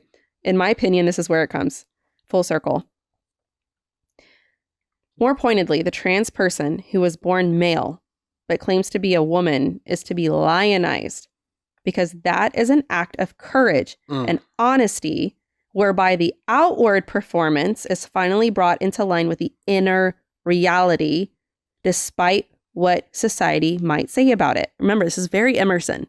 Wow. Yeah, very Emersonian. All of this derives from authorizing, even valorizing that inner voice of nature, that when expecting or even demanding that the outside world, from the public square to the individual's body, conform to this. So you have to say that if I feel like I am a male, you have to conform to it, because that's courageous. Yeah. That's the higher moral ground. Okay, in these teachings. This is just an itty bitty bit, I think, that can help us understand how this happened. But what I really wanted to do in my chapter is that this is spiritual. Like whatever this is inside is divine. This is my divine essence that is giving information about who I truly am. And this outer world is limited. My body is limited.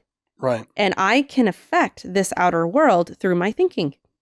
So with all that we've seen that transpire in the last decade, like Jordan Peterson, he's a household name now. His claim to fame was being on this video, not filmed by him, but by somebody else, trying to coerce him to use their pronouns. And of course, Jordan B is very famous for this video went viral talking about the dangers of speech coercion. Yeah. But what I think I'm understanding with what you're talking about, with everything being your inner part being divine, everything external, how it has to bend to you.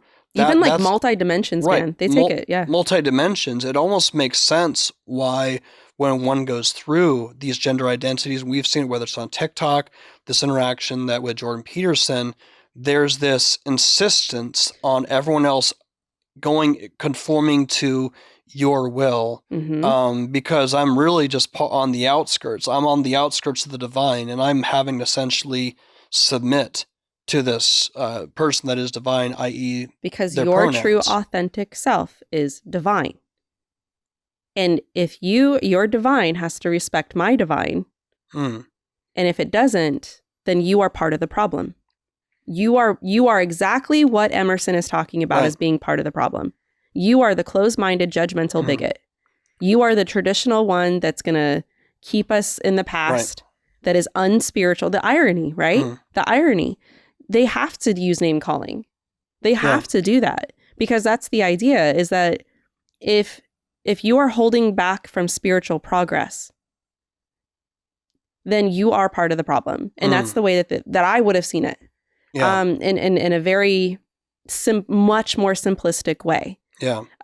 Spiritually speaking, it evolves. God is a comma, not a period. He keeps, expressing, progressing more knowledge, more spiritual knowledge. And only those who can see it are really, truly the more enlightened ones, the more spiritually awakened ones. And it really takes away from the beauty of the gospel, because it makes your desires inherently good. And the irony is that that's part of the problem. Like, your desires are not inherently good. Right. It doesn't mean they're not moral or true. Not all desires are good. And I want to be clear too. Also, I think that the idea that emotions and all the stuff that we're talking about is bad, like even the expressive individualism. Yeah. Dude, emotions are great. Like I'm saying this as an artist. Yeah. Like I'm somebody who understands the Romantic era in a different light. Before I even understood the implications that it had on the self-authority. I didn't realize that it even went that far. Yeah. Dead Poet Society. Fantastic. Right. Like there's truth in all of these things. Okay. So, but what I'm saying is that there's a level of discernment, of spiritual discernment, where there's a line you cross. It blurs those lines. And I think it does it on purpose. It romanticizes, pun intended, these kinds of ideas. But just because we desire something doesn't mean that it should be acted upon. Yeah. Or that it equals your identity. And I think that that's where these movements kind of take it and make it so that this is not only the higher moral ground, but it's the higher spiritual ground. Wow. So, yeah. Talk about what I've known you for a long time, back and forth, and we've had plenty of like talk shop conversations about all sorts of different topics when it comes to different stuff that we're working on.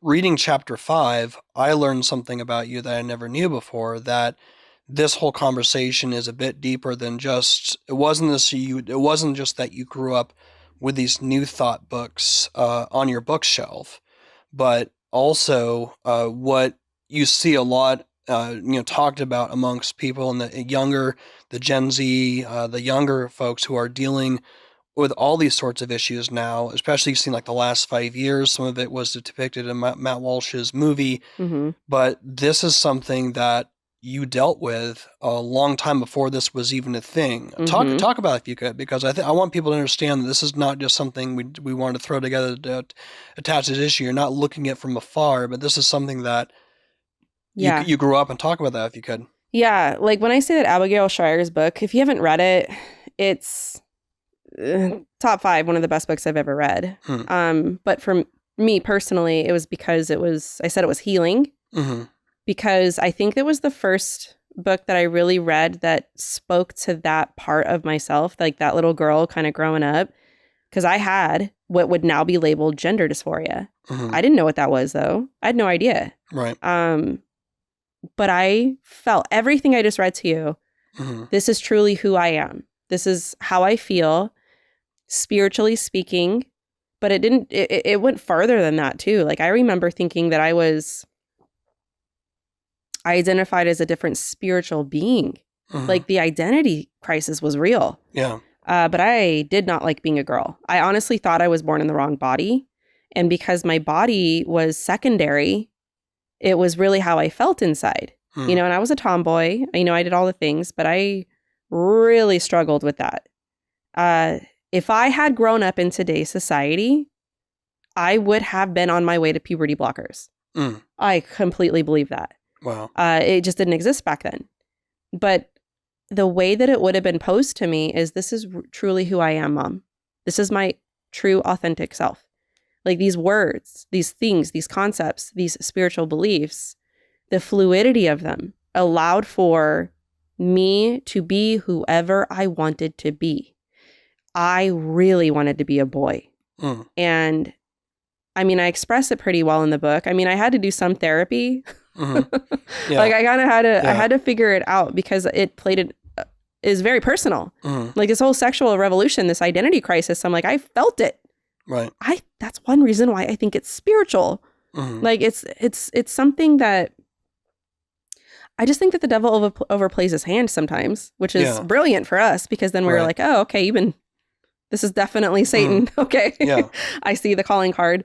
But there's something with the familiarity with what today, with the things, the words, the verbiage, the talking points, all sound so familiar. Right. Like these are things that are in Emerson essays, like New Thought books. And I'm not saying that I sat there and I read all of them. Right. I'm saying that this is a spirituality that I embraced that told me that whatever I felt on the inside is divine and true.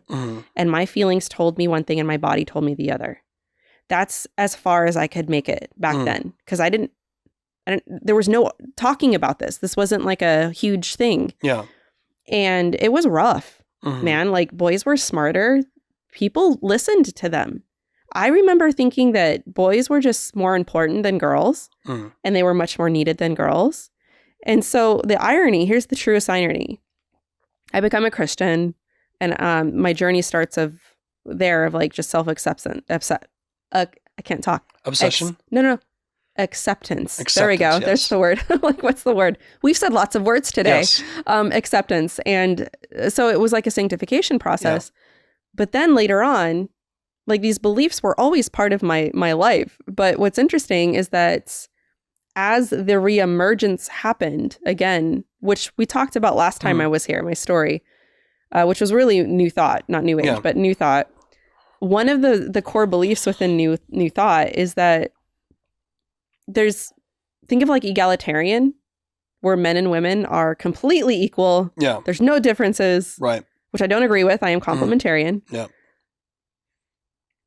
New Thought took it like farther than that. Like I was better than you. I was superior to a man. And it sounded weird, but I resonated with that at the time because I was still healing, like I'm still trying to grow and be for the fact that like, I like myself as a female. Right. Like this goes deep. These things go deep, and it was so hard to talk about. I don't talk about this Would it be stuff. almost a superiority complex where you might think that, well, you are only seeing me, like the physical me, but I know who I am truly on the inside, therefore I have the high ground? Yes. And I think it went to an overemphasis on my femaleness after that, right? So it's like one extreme to the other. Pendulum swinging. Yeah, well, and I should be clear. I mean, when I had those feelings of dysphoria is what I would call it. It was in my early teen years. Yeah. And it didn't really go away until I became a Christian around 16, where I'm like, oh, this is new. Yeah. I felt born again. Like I felt like this new creation, but it was just, man, that the process of figuring all that out, it was a process. Right. And I'm not vocal about it. Like this is not something I talked about. I mean, this is a very tough chapter to write. Yeah. It was not easy. And I'm still figuring out how to talk about it. But I do remember that. I do remember thinking, yeah, I'm a female. I'm better than you, kind of thing. Like the men, they don't get it. They don't understand. And so you see this even today, even with, modern feminism, is that I'm not equal to you. I'm better than you. Yeah. Yeah. And so again, it was just this uplifting. And I wouldn't say that I really figured out. And again, all this time, you have to understand, like the things that I'm reading, they still kind of are catching up to me. Yeah. Because I became a Christian, but I'm still, as time goes on, reading these things, watching people, hearing these ideas that are in society. It's all around us. Yeah. And I'm seeing it one way and I'm interpreting it one way. And so it just took a while to kind of get over that. And then even in churches, like even after I came out of these beliefs, 2011, I had issues even then because I'm a female who talks about theology and you're in a church. Right. Okay. I mean, do the math. And it's like, okay, Melissa, just go sit down. Go over there. Yeah. I had to deal with that. Like I had to kind of sit there and figure out, well, who am I? Like, where do I fit in? Right. YouTube was a great outlet. But the church I'm at now, oh my gosh, it's like a 180 in those terms. So like, okay, let's go. Let's do something. Let's teach people. Let's, and of course there's rules they follow. Yeah. But I think that the hunger to kind of just work together on any level because it's about the church and it's about the growth of the church family. And so that it's a whole process. Yeah. It's a whole thing. And I get that. I can even tell by you talking to me, this is something that's very new and real and raw to you. And it's always difficult when it's like showing somebody a side of you that they've never seen before. And there's obviously like fear and vulnerability comes with that. One, I have knowing you as long as I have, there's a real, like a true deep appreciation that comes, and also just respect for like having the courage to just say that. Like people in my family might get mad about this. Yeah. This will not be a good thing for me on my side. Yeah. Because there's things that they don't even know this. Okay. So like, this is like a big deal for me to share, but it's like, what risk am I going to take to get this point across that this is something that I've personally experienced before it was even in society. Yeah. So there's risk there, and I still don't know when that will happen. Right. Not looking forward to that. So, but there's definitely, I want to say risk. Yeah. Let me ask you this too, because one, I'd also want to say is that even bringing something like this to the forefront, it shows that whenever there's a craze, whether it's like BLM, I think a lot of what was shown is that there's really there's kind of like a vacuum in the church as far as like, how do we actually deal with justice? Yeah. No one knew, so everyone just had to go rush. Let's just do something, right? And I'm not even talking about whether it was right to kneel or have a had to do a blackout on your Instagram.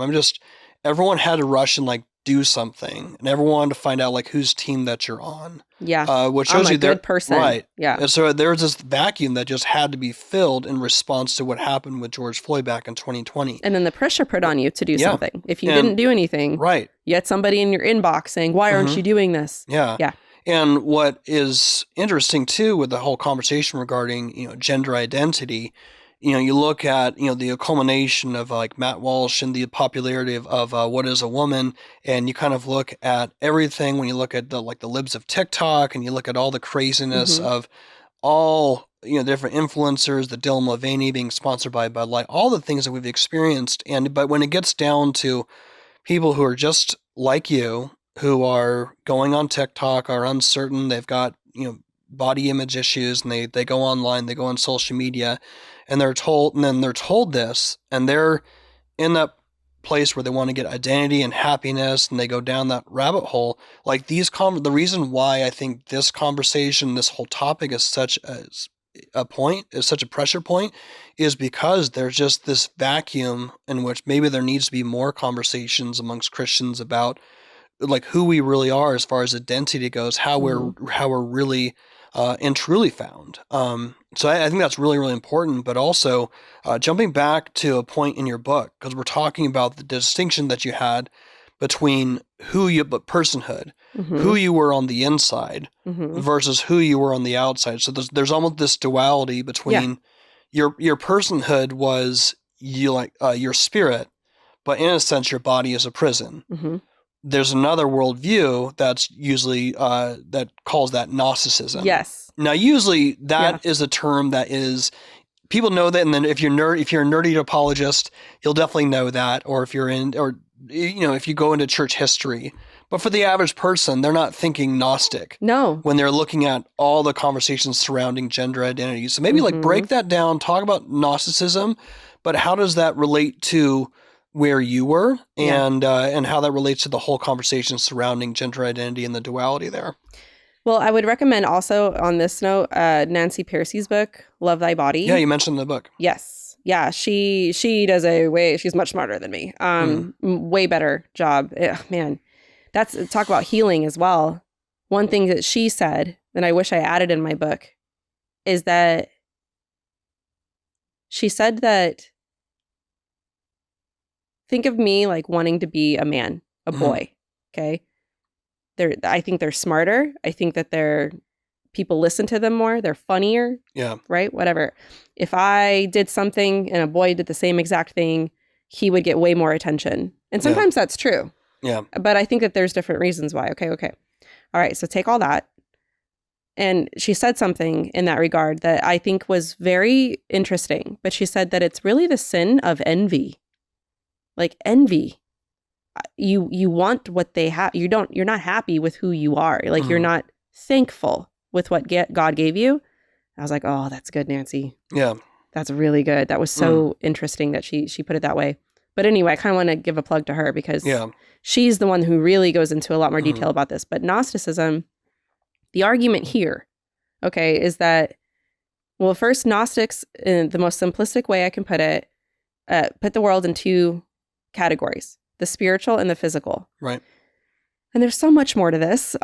There's a whole lore, if you will, a whole background, a whole spiritual thread that Gnosticism starts, how they view the world. Their worldview is different. Anyway, the point is that material world is evil and the spiritual world is true reality. It's pure.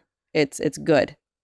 This is why in the New Testament, you see warnings about the Gnostic beliefs that were going around. Yeah. 1 John. Yeah. 1 John, people understand that book, that letter, if they understand that John is writing to a church that had been influenced by Gnostics. And everybody talks about, 1 John 4, testing the spirits. Right. And the way to test it is, Jesus rose again bodily from the grave. If they can't tell you that, then they've been influenced by Gnosticism. And it's interesting because that's where the famous Antichrist verse is. And I think that there's something more simplistic to understand about what testing the spirits mean, and knowing, that Jesus rose bodily from the grave. Yeah. Again, the contextual language is very interesting. But he's talking about the Gnostics. He's talking about this terrible theology that's coming in and it's breaking up the church. And he's like, don't fall for it. Yeah. And the idea is that Jesus rose, they were arguing that Jesus, he didn't have a body. Right. No way. That's disgusting. Right. There's no way that God would be in a body. Gross. It was spiritually. So you have to do these, these jumping jacks and these backflips to make it all work. And so if you draw that thread, it's always been here, right? These Gnostic-ish beliefs. You have Plato, Platonic kind of beliefs. You have the lost gospels. Yeah. Which I don't think they've actually read, Jer. I think it's so funny how many of them actually quote, like the Gospel of Thomas. Yeah. Basically, ironically, says that I need to become a man in order to be saved. Right. I'm like, have you guys read these? I mean, you guys put so much credence on these lost gospels. I'm like, I don't think that you like what they say. It's questionable really whether or not Billy Carson did. I'm just saying. Yeah. Shout out to Wes. Shout out Wes Buff, who was Buff. But yeah, so it's like you have all these beliefs going on. So the point is that if you draw the line to today, everything that we've said, people should be like, oh, okay, I kind of see that, the Gnostic-ish kind of tone. Because you're more than your body is something that is a very Gnostic thing. But scripture says the opposite. Like there's a reason why God made a material world. Yeah. This is so interesting. It was learning about this. It was actually learning about Gnosticism and everything that is messed up about it that made me see the beauty and why God needs a resurrection. Like not needs, but why he gives a resurrection is the better way to say it. Why there has to be a physical, bodily resurrection. Yeah. And I think that's really interesting. Why? Because you have the garden. He didn't have to make physical things, right? But he did. Yeah. And I think that it's a playbook of Satan to sit there and say that's evil. Your body is evil. You're inherently this isn't really who you are. Right. It's just another happy lie. I mean, you have this idea of why your body is good, why your body is beautiful, why God created it the way he did. Right. And so that's kind of the argument that I give in the chapter about why this is kind of Gnostic. Like this isn't actually a very good thing. And why, and again, it's a Nancy Pearcey argument. I quote her a few times, why it's a good thing that there's a physical realm, not just your body, but physical things. When they, looking at all that's super fascinating. I'm thinking too, with everything that you're saying, is that with all the videos that you've seen tons of them, different TikTok videos where someone comes on, maybe 18, 20 years old, and they say, my name is so-and-so, my pronouns are, Ziza or Zim, whatever it is. I'm also two-spirit, and I identify as a fox / unicorn. Yes. And it just, there's no end in sight. Yes. The identity that they're giving with those, like, the fact that they're going away from her and him, like distinct individual like identities, like Yes. those titles of him and her, they presuppose a unity between the spirit and the body, because who you are, it's not just who you are biologically, but who you are spiritually. Yes. Maybe you know where I'm going with this, but would them wanting to be attributed to that different identity, are they wanting to be identified by their spirit, who they are truly inside, regardless of what their exterior says about them? So is the assertion that my pronouns are this, that, and the other, is that a result of them wanting people to acknowledge, according to them, their inner spiritual being? Oh, I would think so. And I would argue that a lot of people that are trans, or it's not even trans, Jerry, this is the thing. Like, I remember believing that I would be in touch with other spiritual beings. Right. Okay. And I don't mean like channeling. I mean like as in an identity thing. Trying to think of like how I would have seen it back then. Right. But even like the transgender, otherkin, Right. that whole thing, it's all connected to who I am spiritually. Okay, like who I really truly am outside of this physical realm. So otherkin are basically people who identify as fantasy creatures. Trans species are people who identify as other species.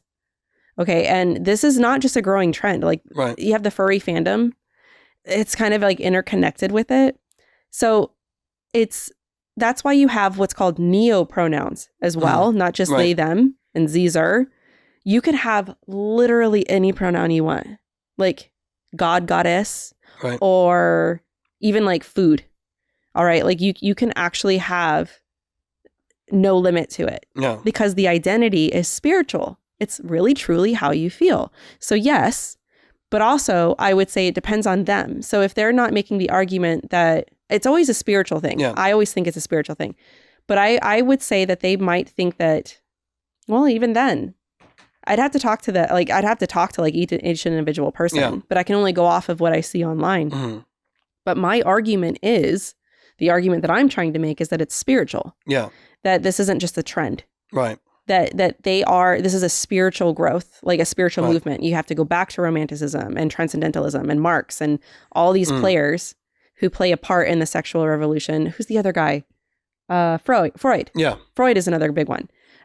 So, I mean, you're having a lot of people in a secular space. Okay. Remember, this is trying to go away from this is the fruits of going away from the biblical God, is that you get truth that's fluid.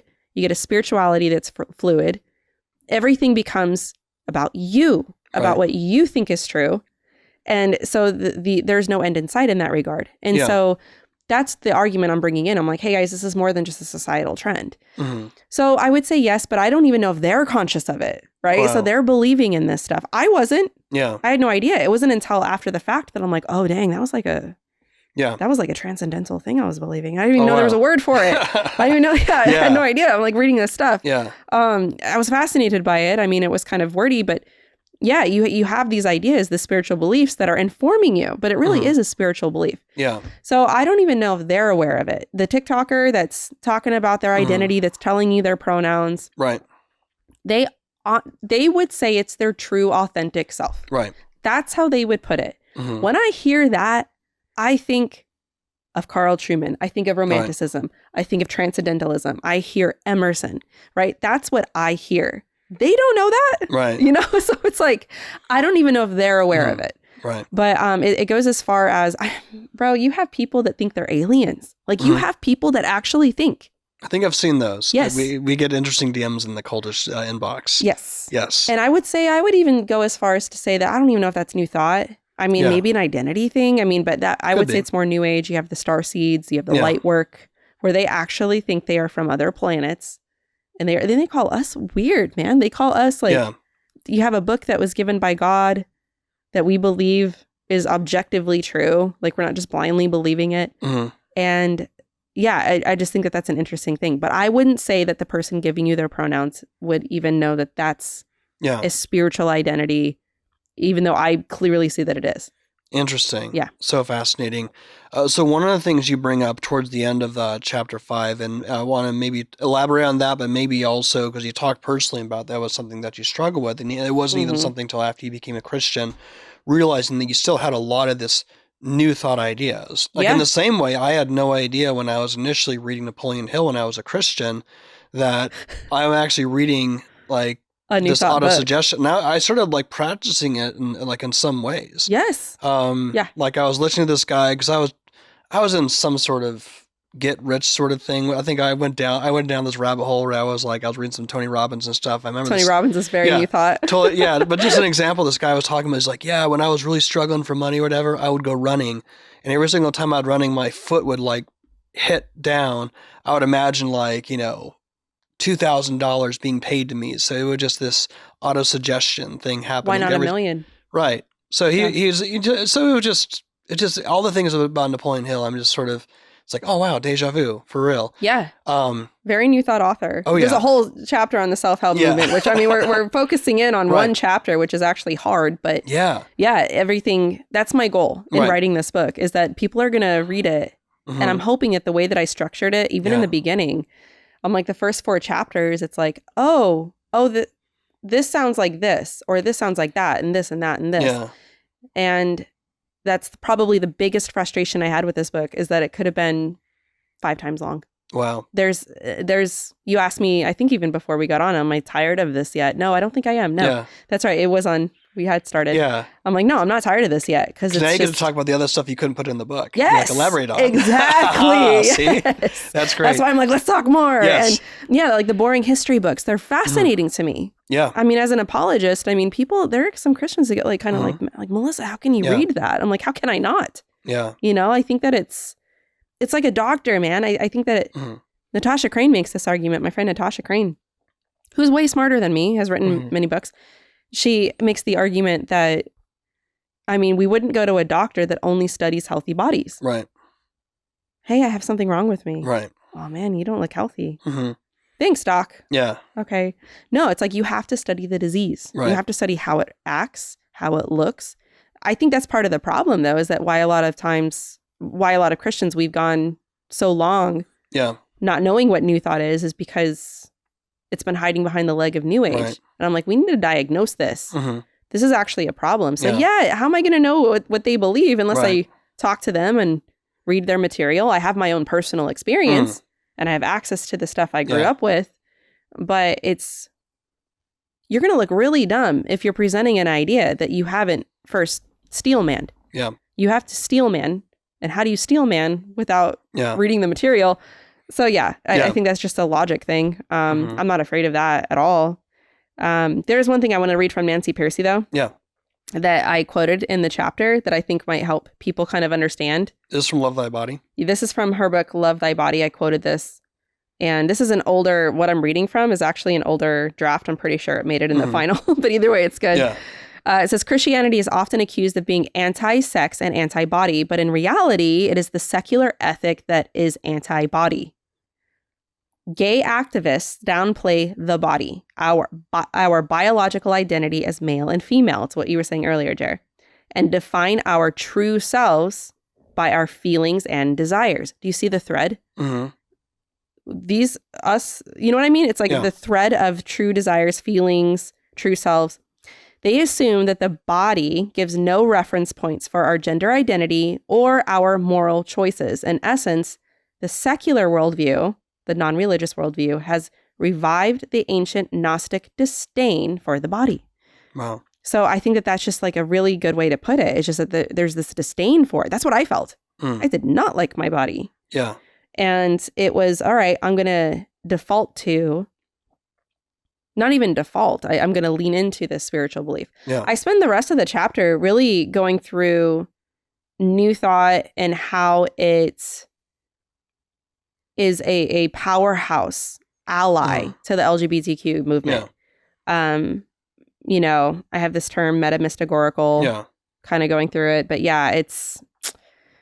I think that the point that I was trying to make is that the idea of this all kind of coming together and what we're seeing, which isn't going away, right, is It's a spiritual movement that we need to be aware of. Yeah. But also, here it is 2025. And I think we're like, oh, yeah, Trump's president. Everything's done. No, it's not. Yeah. I think we're going to see like a massive roar from this group. I don't see them going anywhere because you can't get rid of the devil. You're just going to see a regurgitation. You're going to see another resurgence in a different way, the baton getting handed over. But of course, he's not going to be done messing with what's true. Oh, 100%. The quote by Nancy Pearcey that you just wrote, I agree with that. And you believe that. Nancy Pearcey, yeah. That quote. Yeah. But there's a time where you didn't. No. The point where you didn't and what you're talking about earlier, how did you get to that point where you didn't and you had the confusion where someone would have put you on puberty blockers, getting to where you are now and really understanding like who you are as an image bearer of God, as someone who is in Christ, who's a daughter of the King, your identity is in Christ. Like, how did that, what was the gap between the two? How did you, because there's a while, even while I was a Christian, you still had that duality between who you are individually, the separate between your spirit and your body. Like, how did you put that, how did you connect all that together to get to where you are today? Well, I think that it was a long process because nobody's talking about this. Nobody was talking about this. And so that's why I said that Abigail's book, it was the word I use is healing. Because it's like one of those things that you suspend because you don't have any reference for it for a while. And then all of a sudden you're looking around, you're like, oh, this looks really familiar. What's happening, right? I've been here, done that. What's going on? And I'm positive I'm not the only one. Yeah. I am positive I'm not the only one out there that felt this like somewhere in the 90s where maybe they didn't feel like a female or they didn't feel like a male. Right. But it was deeper than that. It was more than just a dysphoria thing. It was a spiritual, like something's wrong in my spirit. Something's wrong here. I think a lot of us feel that at that age. I think a lot of us feel a lot of weird things in puberty. And, you know, part of it might just be simple biology. But nobody had to tell me this. I felt it before I even knew that there was words for it. I felt a disdain for my body. I did not like it. Nobody told me it was Gnosticism. Right. I didn't know that. I remember looking in the mirror, hiding in the closet. I just didn't like who I was. I thought, again, it was just more of like a idolizing of this thing that I couldn't be. Yeah. I can't really pinpoint a time where it was like when I got over it. I think it was just gradually as I got older, it became less in my face. But there was always just this who or what am I kind of thing. And after I became a Christian, it was amazing. I literally was, I love telling my story because it was like a 180. I just woke up and I felt like a different person. And that was just when healing started. I really feel that it was in God's providence, just taking me through. So like here and now, looking back, it all makes sense. But even in 2011, I you know what I mean? Even after I came out of that, it's kind of just still suspended. Yeah. Because I'm trying to like, what was that? What is this? And then it just kind of stays there. It stays there, stays there. And then all of a sudden around 2020 happens and I'm like, what? Click. Hold on. This looks familiar. What's happening? And then books come out that talk about this. And I'm like, oh, I felt this way. Yeah. Right. And so it's this huge, long, big circle that connected everything on this long journey that I hadn't really dealt with or thought about for a long time, but was suspended, kind of put on the shelf that I revisited when people started writing about it. And I'm like, oh, that's what that was. Yeah. Oh, wow. This is so familiar. And click, click, click, click, click, click, click. And then the first book I read was Abigail Schreier's and I cried on that book. Even feeling it now a little bit, but it's like, I cried when I read that book, especially the end. And I think I end the chapter with her quote. It's like, it's wonderful to be a girl. Tell your daughters that, you know, like this is a good thing. This is a lovely thing. She's not even a Christian. Yeah. You know, and it's like just the way that she ended that was beautiful. Yeah. In my copy of the book, there's like a little heart. Yeah. And like I wrote in a little emoji. I read it from time to time. It's like this, it was very healing to hear that there's not a woke feminist telling me this. There's not this female that's like, you're better than a man, men suck. Right. You know, like, no, she's saying men are wonderful and so are women. Yeah. And, you know, and I've read a lot of Christian books. Okay. I've read a lot of, you know, women who have written really good books about, you know, what it means to be a female. And this was different though, because she had just taken a movement that she annihilated in a very good way. Yeah. Came at it from a very different perspective and didn't tell me how to find the Deborah in me. You know what I mean? Like, this is your Goliath. Right. This is how you're going to conquer the. Right. You know, I'm like, I don't want to hear this. Like, I need something way deeper than this that gets into the nitty gritty, where I think a lot of, and I'm a female. Okay. Just putting it out there. I'm a female and I've been to a few women's Bible studies. Yeah. There is, this isn't really something you can put on the table and have a conversation with some women. A lot of judgment does come. Yeah. And that is something that we maybe have to have an in-house conversation about. But in my experience, I mean, I've been called self-righteous before for talking about this stuff. I've been looked at a certain way, particularly in women's Christian circles, because I have maybe a way of talking, of doing these things. I don't know. So there's a hesitancy there where I'm like, do I want to share this with you? But the irony is that they're the most loving, giving women at the same time. So in other words, very, very, very, very hesitant to share this in Christian circles. Reading that book, oh man, it was just, I really needed to hear that. Like I wasn't some sort of freak. And I this woman who's not a Christian innately assumes this biological reality. You know, like I didn't have to convince her of it. And just the way she delivered it was just beautiful. And so, that was the beginning of me kind of thinking about these things. And then Carl's book just blew the top off for me. Absolutely blew the top off. His was where I saw it. I'm like, oh, this is more than I thought it was. This isn't just me being messed up in puberty. Like this is a thing. Like this is part of a movement. Right. Why is nobody talking about this? And so that's how I felt about all of these chapters that I wrote about. I was like, why is nobody talking about this?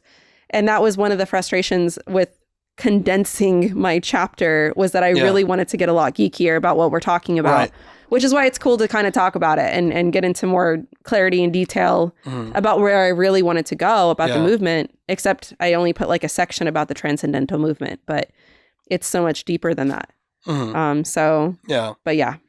There's a song that I don't know who wrote it, but it's maybe a song maybe 10 or 15 years old, but it's a lady who's sang it. It's called If I Could Talk to a Younger Me. And I don't remember the artist's name. Really beautiful voice. I think she played like the cello, mandolin or something. Like really cool artist. Really like her. So I'll have to figure out who she is later and let you know. I don't have the internet in here. But thinking about that, I mean, you all of us have had that conversation. Turn like, oh, if only I could talk to my 15 or 16-year-old self. And while you can't do that, there's plenty of people out there and young ladies out there who are dealing with all these sorts of struggles now. With all this craze going on. You were dealing with it before when there wasn't smartphones, when there wasn't TikTok and all that. But a lot of girls that are struggling with that. Yeah. Right now. But if you were across a table from someone like who was dealing with, you were doing like an identical person like you that's going through that, like what would you say to them? Because I think you kind of elaborate on that towards the end of like the very end of that chapter. I would tell them a few things. First, I would kind of echo what Abigail said in her book, that it's wonderful. It is. You are not like the dysfunctional version of a male. Like you are not just some hand-me-down. That a lot of females feel this way, whether they voice it or not, especially in the church. They feel like they're just the hand-me-down version of a man. They're not as important. They're not looked at the same. They're not heard the same. They're not treated the same. They are just have the babies and go make us dinner. That's how they feel. And that's still a problem on so many levels. It's good. I understand like that there's a big difference there, and there should be like a leaning into your roles. Mm-hmm. That's my point though, is that there's a beauty there, and that there's a level there of acceptance of who you are, that I think that they just need to remember that, like, you're not just this hand-me-down version of a man. That's a lie. Yeah. In other words, it's a lie. And your feelings are not always true. Mm-hmm. So if you feel that way, unless there's some sort of reason for you to, if you're, in an abusive relationship or something, that's different. Right. But if you're feeling that way, it's a lie. Mm-hmm. And there's a choice there that you can make about either leaning into the truth or kind of falling for the lie. Yeah. And I think that's really what I would want everybody to hear. It's just that you're more important than that. Mm-hmm. And God did make male and female, and you have your roles, they have theirs. And I think that's the other thing that's been really healing for me as well, is to see what men go through. Men don't have it easy. Like, I think that in our society today, it's like cool to bash men or whatever, but I'm like, yeah, I think I kind of overlooked that. Like, men kind of, they don't have it as easy as I thought. Like, they don't always, they have the stuff on their shoulders that they have to bear. So do women. But I think the difference is, that women are a lot louder about it. There's a silence from the man. They bear it, and they bear it silently, which is way worse. Yeah. And so I think that there's that I think would be important too, is like it's not always greener. Mm-hmm. It's actually kind of harder. Like, it could be worse in that regard. So I just kind of leave her with that, that, and it's funny though, because I remember talking about this for the first time before the book came out in Sedona. Mm-hmm. And it was a youth group that we were talking to. And I shared this very briefly. Mm-hmm. And one of the girls came up to me afterwards, and she like wanted to talk to me. And it was teenagers, right? And they're like, giddy girls and all this stuff. Yeah. She pulls me aside, and she was one of the quietest girls of the whole group, but she was one of the most, how do I put her? She was sharp as a tack. She was asking the smartest questions. She was really zoned in, really paying attention. This was not a normal group of kids, by the way. Like, these were little apologists that were like the kind of kids you pray for. Yeah. Yeah. She comes up to me afterwards, and she was just like, "Thank you for sharing that. Like, I struggle with this too." And I was like, I just gave her a hug. I'm like, don't believe in the lies. Mm-hmm. Like, don't live by the lie. Okay. Like, you are beautiful. This is how God made you, and your feelings, your desires do not equal your identity. Yeah. So, yeah. That's good. So as we wrap up here, I want to read something. Oh yeah, Stephen's book. There's a reason I bought this book. For those of you who know, Stephen Bancars is a good friend of ours. I know he's been doing his thing up in Canada. He's gotten abducted by aliens. I know. Love you, Stephen. Miss you, man. So if you hear this, love you, man. This is a great book by his. It's still available. Second Coming of the New Age. The reason why I'm bringing this in is because it took me a minute to find it, because I remember the very first time I read it, this is back in 2018, I think, when it came out. It was this segment that he wrote in this book where he talked about the tragedy of being one's own God. And I remember I posted this on my Facebook, and I've reposted it, and it always resonates with people. And it says, he says, on the surface, the message of New Age theology might sound enticing, but in fact, it is a lonely, depressing tragedy. At first, the thought of getting to be your own God might sound great. However, it quickly crumbles once you follow that line of thinking. And again, this is very relevant as well, too, for New Thought. If you are your own God, you are as good as it gets for you. Yeah, I know exactly what you're reading. No one can help you spiritually, because no one else is your God. Only you are. Your limited experience on earth is all that can guide you through the mysteries of the universe, death, and beyond. You have to figure out how to provide for your own afterlife without even knowing what happens after you die. Choosing to be your own God means that you are worshiping a being that cannot create anything new, cannot save you from death, cannot provide you any answers you don't already know, cannot tell you what will happen to you, and cannot provide a divine meaning or plan for your life, and cannot understand anything about reality outside of a human perspective. In fact, if you are your own God, then your God cares so little for you that he or she believes that you deserve nothing better than to worship a flawed and finite God who will die someday and cannot offer any first-hand perspective on life after death. You are left as the only strength, the only source of wisdom, the only lifeline you really have. Sure, you can appeal to spirit guides or the universe, or in this case, try and unleash the divine within, but you can't step outside of your own subjectivity to even confirm that you are reaching out. What you're reaching out to is even real or reliable in the first place. You are betting your entire existence on being able to navigate the mysteries of the universe through through cognitive limitations, sensory limitations, geographic limitations in time and space. Your 3-pound brain is the only real reference point that you have. How do you know that your brain even evolved to think accurately about philosophical questions? And he goes on, but you understand the very point that when being your own God is a burden. It's a burden that you cannot bear. That's what Carl Teichrieb, he put it that way. Yeah. And yes, and I've heard Carl Teichrieb say that as well, too. I love Carl. Shout out to Carl. Yeah, Carl.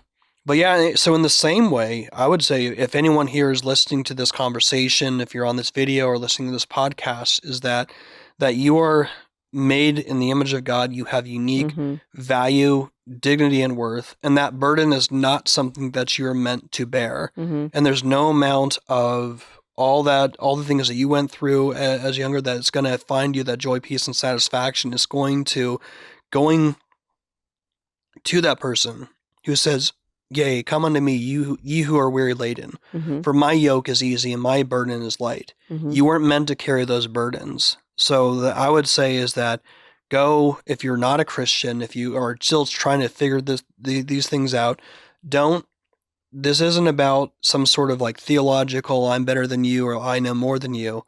I'm talking about a real person, the person of Jesus Christ. Go somewhere alone, go pick up a Gospel of John, like read it and like pray, like reach out to Jesus, like cry out to him. And that's where the Bible says that he's not far from each one of us.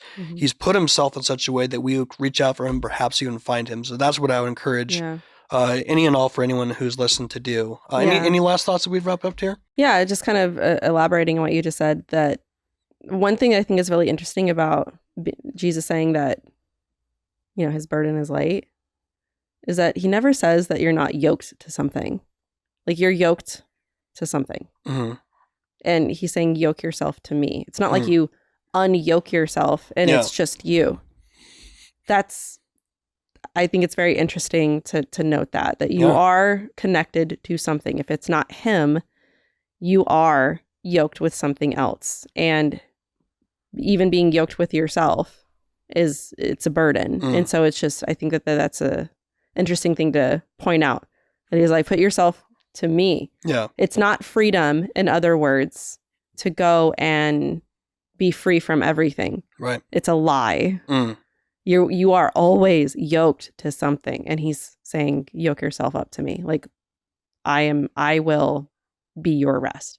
So yeah, but that's all I got. Awesome. Well, Melissa, this has been awesome. This went by fast, and we've also been here a while. I don't even know how long we've been here. We'll find out. We'll find out. We'll check the whenever this is going. We'll know once this publishes, and you're like, oh, that's how long it was. So that being said, this is their book, Happy Lies. You can listen to it on Spotify, and you did your.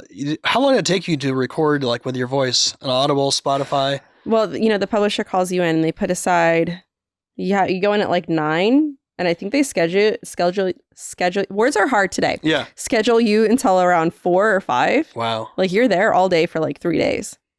And I remember the first day I was drinking like throat tea. I'm like, nobody talked to me. Yeah. But yeah, I did it. I got it done. It's on Audible though.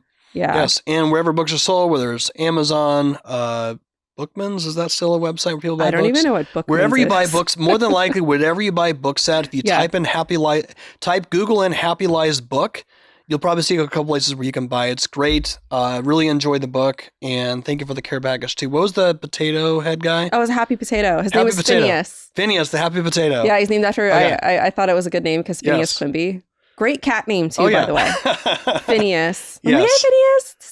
Great. Yeah, it's a great cat name. Well, this has been awesome. 4th time is the charm. 4th time on Cultish. Good luck with the rest of the book tour, and everything else that you're doing. I'm looking forward to checking out that book tour. Yeah, is that what it is? No. But I'll take that. Yeah, no, but yeah, I'm really looking forward to check out the Napoleon Hill and all that stuff, and it's been really cool to see how you've gone, with all the stuff you've been through, and you were really courageous to share about, but just as a friend, and also being able to see where you went from, just running that one Facebook group back in 2018, talking to, ex-New Agers about this, that, and the other, to now really kind of put a name out there and really being a source for, because amongst all the craziness of, people getting all sorts of weird stuff, but I think in a lot of ways, like your YouTube channel, the stuff that you tackle in a way that's level-headed, it's a real oasis in the desert. So I'm really thankful for that. Appreciate it. Yeah, Thanks for having me on. All right. All that being said, thank you all for listening in. Please like and subscribe, as we are now officially on this YouTube channel exclusively. So we can, you can always stay updated on the content that's going to be exclusively on this channel. And all that being said, we'll talk to you all next time on Cultish. Talk to you all soon.